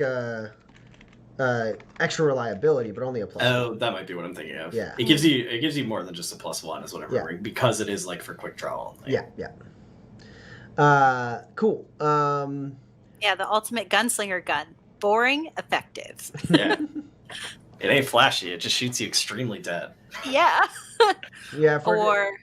If we're just talking guns, you know, you got like the good old The like any laser with any other firing option, like a full auto laser or anything like that, or laser with a capacity option, like being able to like have like an extended magazine for your laser, belt fed laser. Belt fed laser. Because lasers in Manifest, they run out of ammo really fast because you have to they can't have capacity mods. They just fire a certain number of shots and then they're done. Done for and they recharge. Like the gun from like the Mandalorian. Yeah, they have to rest for a bit before they recharge. But yeah, getting the full auto is would be great on that. Belt fed would just be you would just have a bunch of batteries on a belt, and then when the batteries run out, it switches it out. Yeah. That's so good. There's probably like there's a lot of cool tech melee weapon. The dumbest, coolest one I would love to do is chain powered and like the powered core where you can like turn on the laser edge. So you have like a laser chainsaw. Yeah, because you can only have one tech mod on your melee weapon. So combining any of the two of those is bound to make something cool. Yeah. That one's really good. You can't put elemental stuff on projectiles. You can't make like because it's ammo. It's ammo. Yeah. You shoot the special ammo, and the ammo does it. But like that would actually be a pretty cool thing, right? Because then you could use different ammo with it if you had like a crossbow that had an inherent flame strike, and then also you use like shock ammo with it. Yeah, so it's a fire and electric in one. That's dope. Yeah. I like that one a lot. Yeah.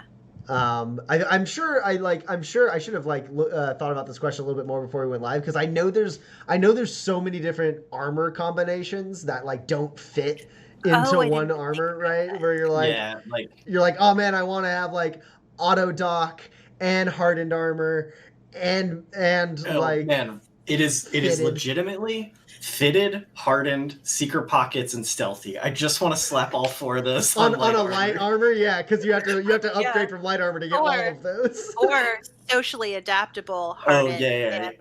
Yeah. Socially adaptable, fitted, hard. I just want like 5 mods on my light armor. It's just the 3 every single time because I almost always play a face. And so I'm like, I want to play a face, but I want to play a gunslinger. So like, I want to be able to dodge a whole bunch. I want it to like not give me any penalties at all and give me bonuses. And I want to look good while I'm doing it. And if I get shot, I want to take less damage. Let's see. We have a couple questions in the chat related to this. What's the most Warhammer gun you could make in Manifest? I mean, you can make. I guess it wouldn't be a gun. Well, actually, so what you would do, because Warhammer guns, they're actually bolt throwers. So you get a heavy projectile, and you get you make it dual purpose, so it can have melee mods as well. And you put a chain power on it, and you have a chain powered bolt thrower, heavy. And you make it a repeater, so that way you're just like. I mean, that's just the primary weapon from Gears of War now. I mean, that's like straight up. That's very Warhammer too. And then you can make just a chain sword. That's not even. You don't even have to break the rules to do that. That's. I've played enough Warhammer in my life to be like, yeah, sure, chain sword. Why not? It's the first character Tommy ever killed. He killed with a chain sword. Yes. No, like, super heavy armor with a jetpack built into it, and then like a gun on the jetpack. Nice. That's what I want. I also think it'd be nice to combine like a mag belt and a graph stability harness into one item. There's no real purpose to it, but it's neat. I mean, you can just wear both of them at the same time. There's no rules. Yeah, that's why I was like, there's no purpose to it. Let's see. Also in the chat, Meatspin.com13 says, we're all watching Tommy sweat, focusing every fiber of his being, not to mention Quick Brick. Joke's on you. We talked all about that last episode. You should go watch it. You missed it. The Quick Brick lives. Well, not in canon. The Quick Brick is a real thing that happens in the world. They also ask, can you do socially adaptable and grapple spikes? I'm pretty sure you can fit both of those. Probably. You might not be able to do it on like light armor. I don't think you could do it on light armor. You can do it on light armor. Yeah. Oh, really? I guess grapple spikes take up very little. Yeah, you don't even have to make them excellent quality. They would fit. You get these shitty ass rusty No, they can't be poor. spikes. They can't be poor quality. They have to be standard quality or better. Then they fit. I got these shitty movable plates to change what armors it looks like I'm wearing, and spikes pop out, give them tetanus. And then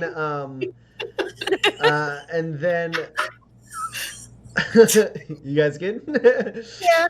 And then the 0.25 of a question in our Discord comes from Laverdod, which is to those of you who are familiar with Essential NPCs, that is Roman, who played Badlands Pete in the Manifest season. So he knows all of the weird, stupid jokes from our playtests, and he asked, is there like a baby version of a Wasset?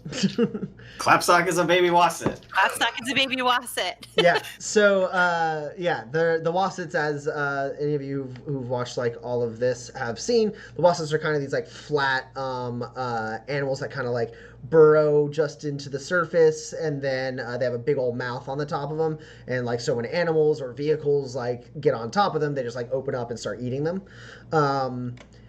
We, over the course of the playtest, there was a talk about a weird animal that was called a clapsock. We didn't really have what it was. And then eventually I decided that clapsock was the nickname for a baby Wasset. Being called a clapsock because when they like hang out on the side of like normal paths and like usually capture like small animals, but like every once in a while a person will step on them, but they're too small to eat the person. So they just wrap up around their foot and like slowly start like trying to digest their like leg from like half the shin down. And so that because they clap onto you and they're like a sock, they're called clap socks. That's what a baby Wasset is. Clap sock is a baby Wasset.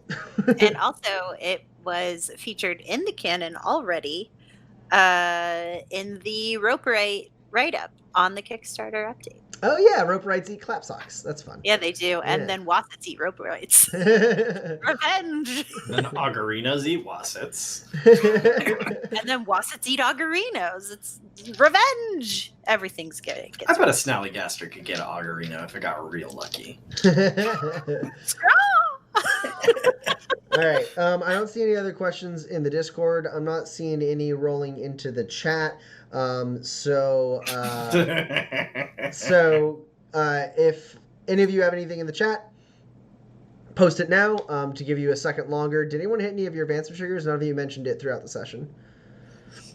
A piece of gear was modified or repaired. Yes.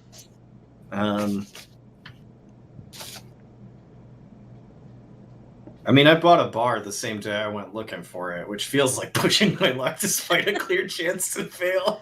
Nah, that you just did something, like you just got lucky. That's not pushing your luck. It was like, I mean, if like you like were like pushed him harder on the price or something like that, like where it was Sure. like, but you just kind of like got lucky and got the thing. Okay, well, counterpoint, it wasn't luck at all, and I helped Pax solve a problem for not having a headquarters for a revolution by using my wits. Yes. That's a grip for you. I don't think I talked anyone out of conflict with me. Maybe Pax in her huff, but like that wasn't conflict with me.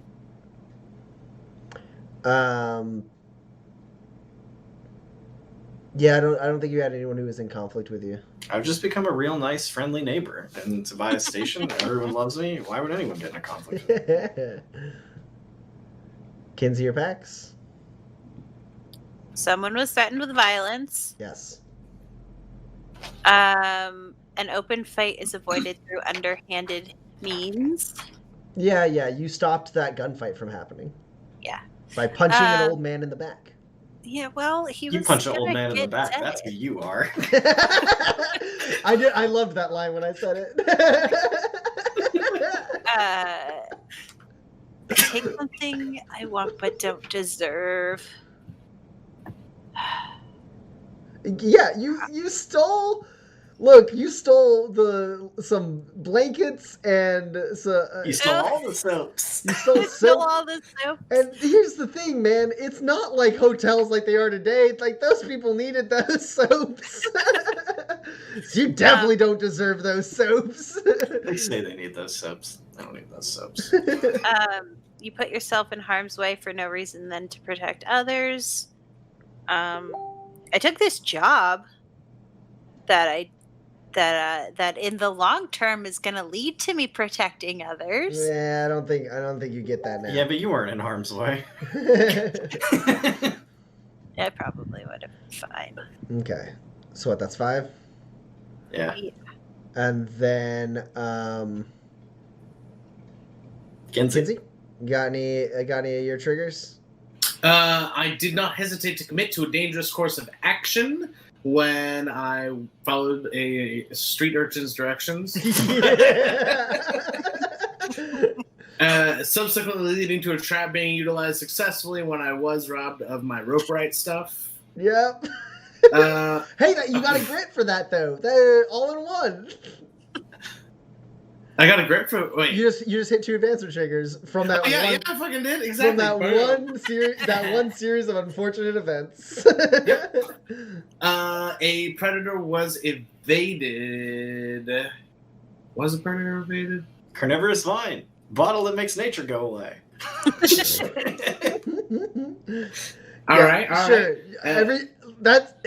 I gotta say, I'm gonna make him move those vines. You should. We're gonna keep getting XP.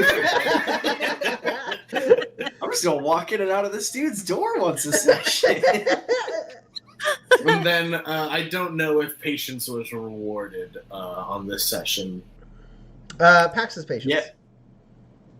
Pax had We've patience? had those jumping yuckies for that's 20 Also, episodes. that is fair. Yeah. Yeah. You've had the jumping Yankees for a long time, and then also Pax, Harriet showed up, right? That's right. Oh, yeah, for sure. So, yeah, that's all my triggers. What are y'all doing? Come on. 9 XP for all of you. All right, cool. Argilon pointed out another thing that Pax took that she didn't deserve was pretzels. 3 bowls of them. 3 whole bowls of pretzels. Everyone deserves pretzels. Come on, guys. I love that Manifest is canonically littered with pretzels. It is the easiest thing to bake, I guess, on Manifest. Just something about the grain that grows on Manifest really lends itself to pretzels. Yeah, something. Pretzels. Luminescence everywhere. loves pretzels. What can we say? Luminescence has the right of it. All right, sweet. So that is where we're going to end for tonight. And thank you all for watching. We're going to be back on again next week, the 28th, July 28th. We'll see you all then. Woo! Bye. Bye.